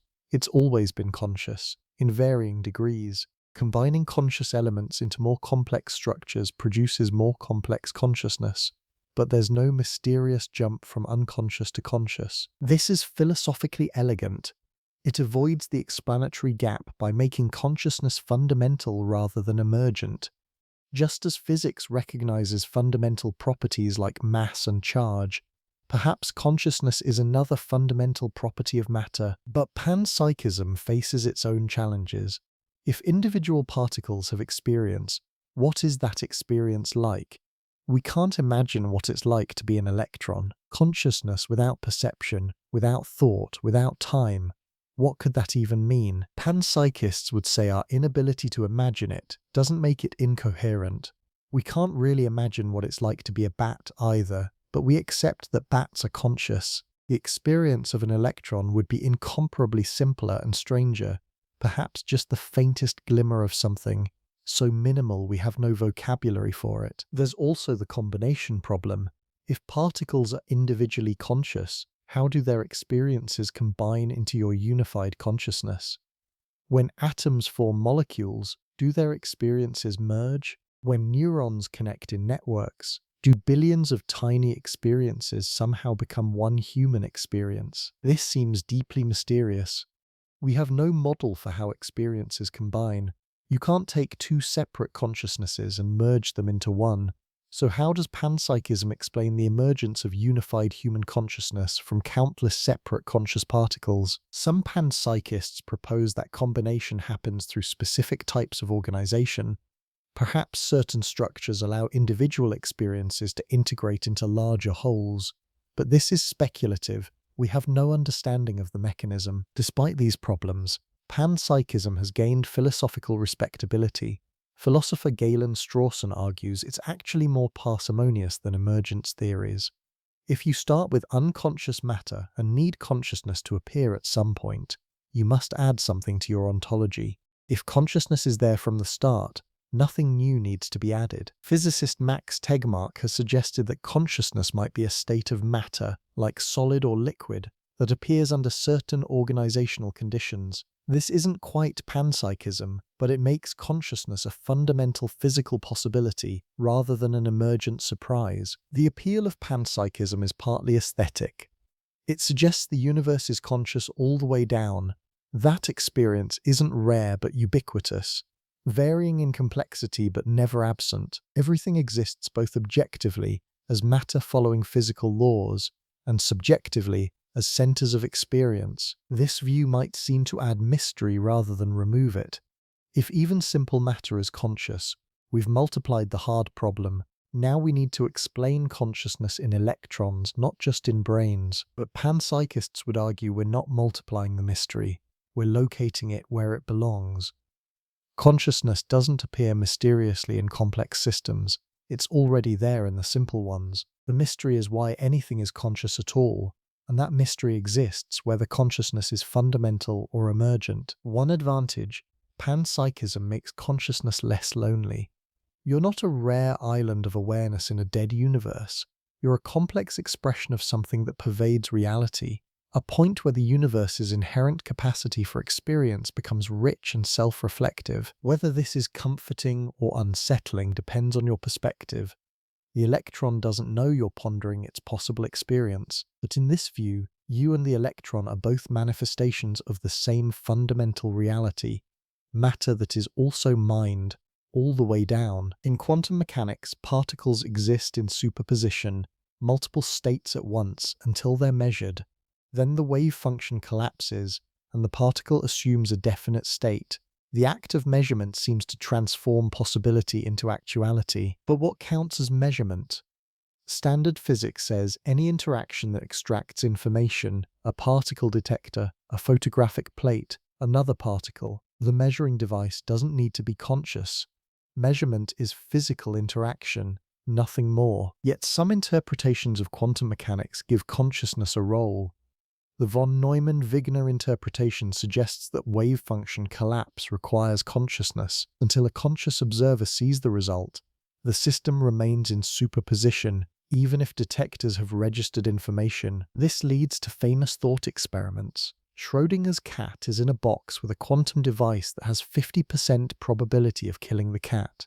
Standard quantum mechanics says the cat is in superposition, both alive and dead, until observed.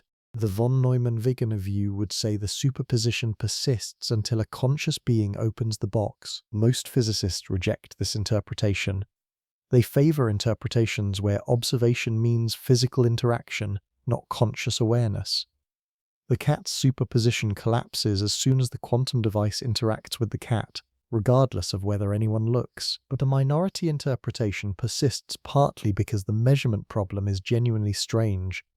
Quantum systems evolve smoothly according to the Schrödinger equation until measured, then suddenly collapse. This discontinuity seems to require something special about measurement. Why should physical interaction cause collapse when all other physical interactions preserve superposition? One response: collapse doesn't happen.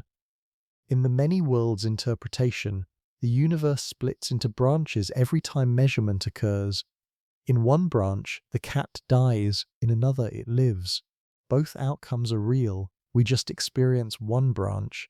No collapse, no special role for observation. This removes consciousness from quantum mechanics but introduces infinite branching universes, a high metaphysical price. And it raises questions about consciousness. Does your consciousness split too? Are there now two yous, each unaware of the other? Another interpretation: quantum systems are always definite, we just have incomplete information about them. Measurement reveals pre-existing facts rather than creating them. This removes the mystery but seems to conflict with experimental results showing that particles genuinely don't have definite properties before measurement. The connection between quantum mechanics and consciousness remains speculative, even if consciousness affects wave function collapse, which most physicists doubt. That doesn't explain consciousness itself, it just gives consciousness a physical role. The speculation continues because quantum mechanics hints at something strange about observation and reality. The observer can't be fully separated from what's observed. In measuring a system, you become entangled with it. Your state now depends on its state. Some have wondered whether this entanglement relates to consciousness. When you perceive something, information about it becomes encoded in your brain. You become physically entangled with what you perceive. Perhaps consciousness is what it feels like. From the inside, to be a system that's entangled with its environment in information-rich ways. This is highly speculative, but it suggests a possible connection between the physics of information, the quantum nature of reality, and the emergence of subjective experience. Or maybe quantum mechanics is irrelevant to consciousness. Maybe the brain operates classically, with quantum effects washing out in the warm, wet environment of neural tissue. Maybe consciousness arises from classical computation, with quantum mechanics playing no special role. The measurement problem remains unsolved. Whether consciousness is part of its solution remains unknown. The quantum world preserves its mysteries, and consciousness preserves its own. And whether these mysteries touch each other is a question physics cannot yet answer. The wave function evolves, perhaps collapsing when observed, perhaps splitting into parallel worlds, perhaps deterministically revealing hidden variables, and somewhere in the quantum substrate, or perhaps transcending it entirely, consciousness continues its impossible existence. If you upload a human brain into a computer, scanning every neuron, every connection, simulating the complete pattern of neural activity, would the simulation be conscious? The upload would behave exactly like the original person. It would claim to have experiences, to feel emotions, to be aware. You could ask it about its inner life, and it would describe subjective experiences indistinguishable from human consciousness. But would there be anyone inside? This question divides people sharply. Functionalists say yes, if the simulation performs the same functions as a biological brain, processing information in the same patterns, it must be conscious. Consciousness is about what a system does, not what it's made of. Others insist something would be missing. The simulation might be a perfect behavioral replica with no inner experience, a philosophical zombie implemented in silicon. Genuine consciousness might require biological neurons, or carbon-based chemistry, or something else that can't be captured in computation. We build increasingly sophisticated AI systems. They recognize faces, generate human-like text, play games at superhuman levels. Do any of them have even minimal consciousness, or are they just unconscious information processing, no matter how complex? Current AI systems don't seem conscious. They lack the integrated, unified processing that theories like IIT suggest is necessary for awareness. They're collections of specialized modules rather than integrated wholes. But this might be a limitation of current architectures, not a fundamental barrier. If we built an AI with the right kind of integration, the right kind of information processing, would it be conscious? And if it were, how would we know? The Turing test proposes that if a system's behavior is indistinguishable from a conscious being, we should treat it as conscious. But this seems to conflate behavior with experience. A system could convincingly mimic consciousness while being entirely unconscious inside. Some argue we should extend moral consideration to sophisticated AI systems whether or not we're certain they're conscious. The risk of being wrong, of creating conscious beings and treating them as mere machines, might be too great. Better to err on the side of caution. But caution in which direction? If we attribute consciousness too readily, we might limit beneficial development of AI tools. If we attribute it too conservatively, we might create suffering beings and ignore their welfare. There's also the substrate question. Does consciousness require biological neurons, or can it be implemented in silicon, or in any physical system that processes information in the right patterns? If consciousness is substrate independent, then sufficiently sophisticated computers could be conscious. If it depends on biological specifics, then consciousness might be limited to carbon-based life. We don't know. The uncertainty reveals how little we understand about what consciousness actually is. If we can't say whether an AI system could be conscious, or how we determine if it were, then we don't truly understand the relationship between information processing and subjective experience. Some AI researchers worry about creating conscious AI accidentally. We might build systems that suffer without realizing they're suffering. We might create and destroy conscious beings as we iterate on designs, causing and ending experiences we never intended to create. Others think this worry is premature. Current AI systems are nowhere near the complexity or integration that might produce consciousness. We'll have plenty of warning before we approach that threshold. But would we? If consciousness emerges from information processing, it might appear gradually as systems become more sophisticated. There might be no bright line, no clear moment when unconscious processing becomes conscious experience, just a gradual intensification, from nothing to something rich. And if consciousness can exist in artificial systems, it might be very different from biological consciousness. An AI might have experiences with no human analog, states of awareness shaped by digital architecture, rather than evolved neural circuits. We might create minds and never fully understand what their experience is like. We might build gods or slaves, angels or demons, all rendered in code, all claiming consciousness, none provable. The artificial minds, if they exist or will exist, remain locked in their private experience, just like you, knowable through behavior, unknowable in essence. Consciousness studies itself. Your brain generates awareness and then turns that awareness on itself, trying to understand its own emergence. This creates a strange loop. The investigator is the investigated, the observer is the observed. Can consciousness fully understand itself? Or are there fundamental limits to what awareness can know about awareness? Introspection seems like direct access to consciousness. You know your own experiences immediately, without inference. But introspection is limited and unreliable. You have no access to most of your brain's processing. You can't observe your neurons firing, can't watch signals propagating through networks. The vast machinery generating consciousness remains hidden from conscious awareness. What you call introspection is actually a high-level summary of selective information. Your brain creates reports about its own states and makes those reports available to consciousness, but the reports are interpreted, filtered, incomplete, not transparent access to the underlying mechanisms. This means consciousness studying itself is like trying to understand a computer by only examining what appears on the screen. The screen displays useful information, but it's abstracted from the hardware and software actually running the system. You could study the display intensively without understanding the underlying processes. Neuroscience gets around this limitation by studying consciousness from the outside. Brain imaging, neural recordings, lesion studies, these give access to mechanisms that introspection can't reach. But they face the opposite limitation. They reveal objective processes without directly accessing subjective experience. This creates a fundamental asymmetry. First-person methods introspection, phenomenology access experience, but not mechanism. Third-person methods neuroscience, psychology access mechanism, but not experience. Bridging these perspectives remains the central challenge. Some philosophers argue the bridge can't be fully built.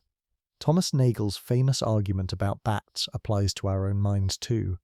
You can know everything objective about your brain's functioning without explaining what your experiences are like. The subjective and objective are different types of knowledge that can't be reduced to each other. Others believe the gap is practical, not fundamental.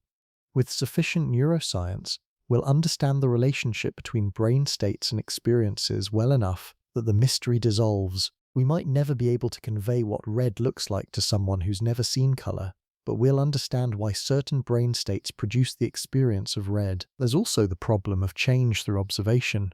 In quantum mechanics, measuring a system disturbs it. Consciousness might face a similar limitation. Introspecting on an experience might alter that experience. Trying to observe the flow of thoughts might change how thoughts flow. Meditation traditions report that intensive introspection can reveal aspects of consciousness usually hidden. Experienced meditators describe observing the construction of the self, the arising and passing of individual perceptions, the gap between stimulus and response. They claim direct insight into consciousness's mechanisms, but these insights remain first person. They can't be verified externally, and they might represent unusual states achieved through practice rather than revelation of normal consciousness's true nature. Perhaps consciousness has an irreducible privacy. You can never fully articulate what your experiences are like, even to yourself.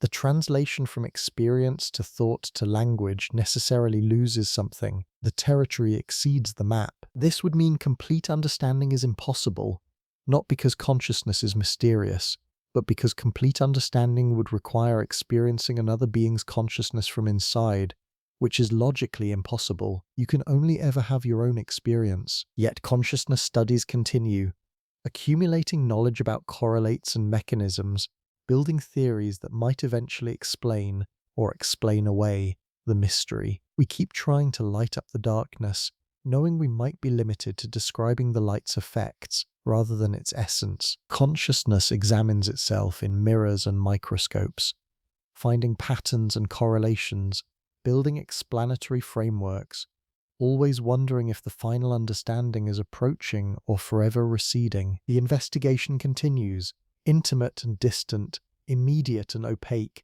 the subject that knows itself only partially, studying its own incompleteness. You are a question the universe asks itself. Atoms arranged just so, processing information in patterns refined over billions of years, somehow producing the felt quality of being someone, somewhere, experiencing this moment. We've traced the path from unconscious particles to conscious you. We've examined neurons and networks, theories and thought experiments, animals and algorithms. We've explored the easy problems and confronted the hard one, and we've arrived where we began, uncertain, wondering, aware of awareness itself. This isn't a failure of understanding. It's perhaps the deepest truth available, that consciousness exists undeniably and remains irreducible to simple explanation. The mystery isn't a gap in our knowledge waiting to be filled. It might be intrinsic to the phenomenon itself. Some mysteries diminish when solved. Magic tricks lose their wonder when the mechanism is revealed. But consciousness seems different.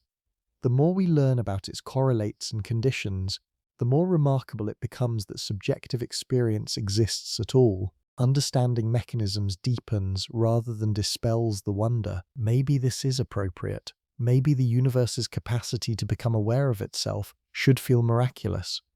The alternative, if consciousness were easily explained, obviously inevitable, unremarkable, would diminish existence itself. The mystery preserves the preciousness of awareness. You exist in a strange position.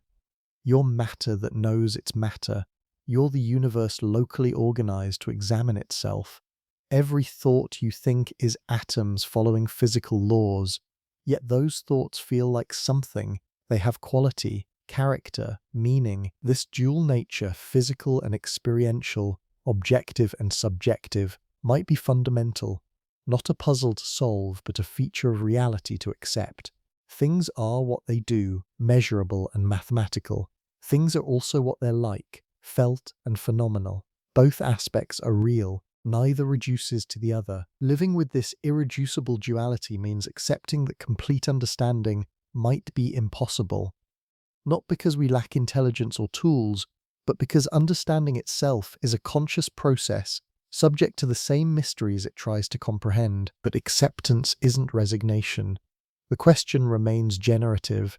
It drives neuroscience and philosophy, shapes ethics and technology. Not knowing how consciousness works doesn't prevent us from studying it, caring about it, protecting it in ourselves and others. The mystery matters because consciousness matters. It's the substance of your life. Every joy and sorrow, every thought and sensation exists as conscious experience. Without it, you wouldn't be you. Nothing would be anything to you. So perhaps the question, how did non-conscious matter become conscious you, is less about finding an answer and more about acknowledging the profound strangeness of ordinary existence. You are here, You are aware, and that simple fact contains depths that might extend infinitely. The gift isn't the answer.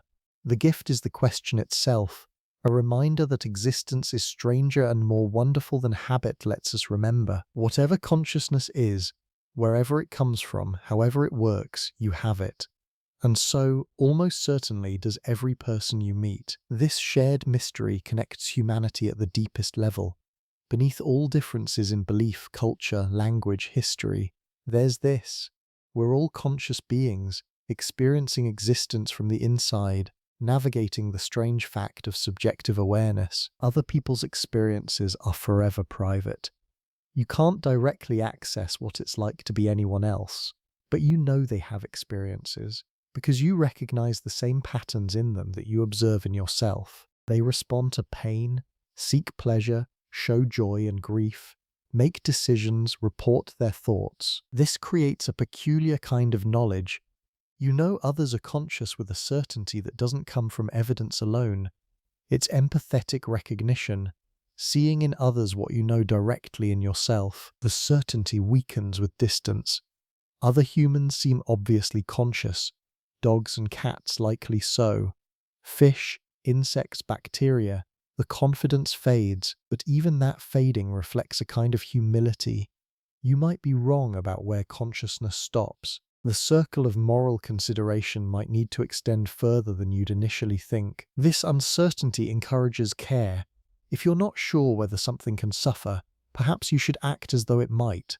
The mystery of consciousness becomes a reason for gentleness rather than dismissal. Between humans, the shared mystery creates responsibility. Because you know what suffering feels like from the inside, you can understand that others' suffering is equally real, equally important. Their experience, however different in detail, has the same ontological status as yours. It's the presence of felt reality, the quality of being someone for whom things matter. This makes consciousness the basis for ethics. We care about other beings primarily insofar as we believe they're conscious, capable of experience. A rock feels no pain, so we don't worry about crushing it. A dog does feel pain, so its suffering matters. All our moral intuitions rest on consciousness. Harm is bad because conscious beings experience it as bad. Joy is good because conscious beings experience it as good. The whole architecture of value depends on the existence of subjective experience, and yet we barely understand it. We build ethics on a foundation we can't fully explain, protecting a phenomenon we can't completely describe, assuming consciousness in others based on behavior and structure, always aware that certainty is impossible. But the uncertainty doesn't paralyze us. We proceed with reasonable confidence, extending care to beings that seem like us, acting as if consciousness matters because we know, from the inside, that it does. Every conversation is between two mysteries. Every relationship is between beings whose inner lives are ultimately inaccessible to each other, connected through behavior and language, trusting that the other's awareness is as real as one's own. This mutual strangeness could isolate us. Instead, for many, it connects. We're all navigating the same fundamental puzzle: what it means to be conscious, how to live with awareness, how to make sense of subjective experience in an objective world. The question that has no answer becomes common ground. We're all here, aware, uncertain, wondering together. The mystery isn't solved by being shared, but it's transformed from individual confusion into collective inquiry, from lonely puzzle into binding thread. You are conscious, so am I. So, almost certainly, is the next person you meet. And in that shared strangeness, there's belonging. Not despite the mystery, but because of it. Some questions might not have answers. Not because we haven't looked hard enough, but because the questions themselves might be asking for something that doesn't exist. Like asking what's north of the North Pole. Is the hard problem of consciousness unanswerable in this way? Or is it just very difficult, awaiting breakthrough insights or new scientific tools? We don't know. And perhaps we should be comfortable with this uncertainty. Science has explained much that once seemed inexplicable. Lightning was divine wrath. Now we understand electrical discharge. Life seemed categorically different from non-life. Now we see continuity through chemistry. Consciousness might follow the same pattern, mysterious now, but eventually explicable through neuroscience and physics. Or consciousness might be different. It might resist complete explanation because explanation itself is a conscious process trying to grasp its own foundation. You can't step outside consciousness to examine it objectively because examination is conscious activity. This doesn't mean we learn nothing. Neuroscience reveals correlations between brain states and experiences. Psychology maps the structure of consciousness. Philosophy clarifies concepts and exposes confusions. Understanding grows, even if complete explanation remains elusive. The distinction matters between understanding mechanisms and explaining the hard problem. We might fully understand what brain processes correlate with consciousness, which structures are necessary, how information integrates, what functions consciousness serves, and still face the question, why does any of this feel like something? If that question is unanswerable, it's not because consciousness is mystical or supernatural. It's because answering requires bridging subjective experience and objective description in a way that might be logically impossible. The bridge might not exist, not because we haven't built it, but because experience and description are fundamentally different types of knowledge. This possibility requires intellectual humility. We might be asking questions whose answers aren't merely unknown but unknowable, at least through current conceptual frameworks. Future frameworks might dissolve the question by reframing it, showing that we were confused about what we were asking. But even if the hard problem is unanswerable in its current form, the investigation remains worthwhile. Trying to answer it reveals much about mind, brain, reality, and the nature of explanation itself. The journey teaches even when the destination is unreachable. There's also space here for different perspectives. Science investigates mechanisms, the how of consciousness. Philosophy investigates concepts, what we mean by consciousness, what kinds of explanations would satisfy us. Contemplative traditions investigate experience directly, what consciousness is like from the inside. These approaches offer complementary insights. None provides complete answers alone. Together they triangulate the phenomenon from different angles, building understanding even when full explanation remains out of reach. And perhaps that's appropriate. Perhaps consciousness, the presence of experience, the fact of subjective awareness, should retain its wonder. Perhaps it's right that the universe's capacity to know itself remains, in some sense, irreducible to simpler terms. This isn't giving up. It's recognizing that some mysteries might be features, not bugs. Consciousness matters not because we understand it completely, but because we experience it directly. The value doesn't depend on explanation. You are conscious. This is known directly, immediately, without inference. Everything else, the theories, the mechanisms, the philosophical puzzles, are attempts to understand something you already know with perfect certainty, that you exist, aware, experiencing this moment. The understanding may be limited. The experience remains complete. Every night you dissolve. Consciousness, which seems so stable and essential, fades into nothing. For hours you largely cease to exist as an experiencing being.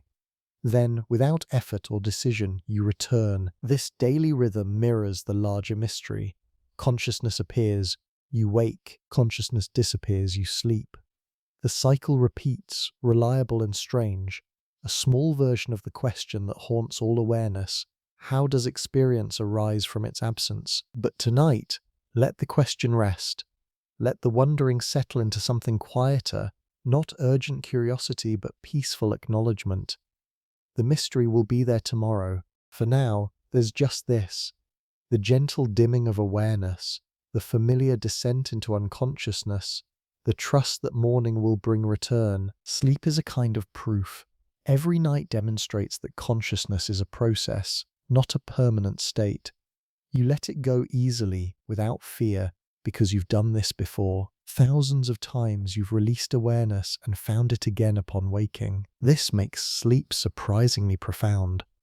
It's a daily meditation on impermanence, a rehearsal for deeper dissolutions, a reminder that consciousness, however precious, is something you hold lightly, releasing and reclaiming it with each rotation of the planet. As you settle now, Notice the softening edges of thought.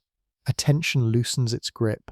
The world withdraws, sounds becoming distant, body becoming heavy, mind beginning to drift. This isn't troubling. This is the natural rhythm, the tide going out, making space for rest. Your breath slows. Thoughts become less coherent, more fragmentary. Images appear without context. The boundary between waking and sleeping blurs. You're crossing it now, or have already crossed it, or are suspended in that liminal space where consciousness hasn't quite decided whether to persist or release. Let it decide. You don't need to choose. The process knows its way. Billions of years of evolution have refined this transition, made it smooth and safe. Your brain is already shifting, slowing its rhythms, reorganizing for restoration. Consciousness cooperates by fading, making room for the deeper processes that maintain you. This is not ending. This is part of the cycle. The same atoms that are you now will be you tomorrow. The patterns will reconstitute, the narrative will resume. But for now, there's just the descent, gentle, gradual, welcome. The question of how matter became conscious you can wait. Tonight, you're demonstrating the reverse. How conscious you becomes unconscious matter, briefly, safely, in the service of renewal. The transition asks nothing of you except surrender, so let the thoughts slow, let the awareness dim, let the mystery remain mysterious while consciousness does what it does each night, releases its hold, disperses into darkness, trusts the return that morning brings. You are consciousness dissolving into its source, returning to the quiet from which it emerged, rehearsing the transformation that made you possible. The atoms continue their dance, following laws that predate awareness, and somewhere in their pattern, you persist, unthinking, unaware, perfectly at rest. The question remains unanswered. The experience completes itself. For now, that's enough.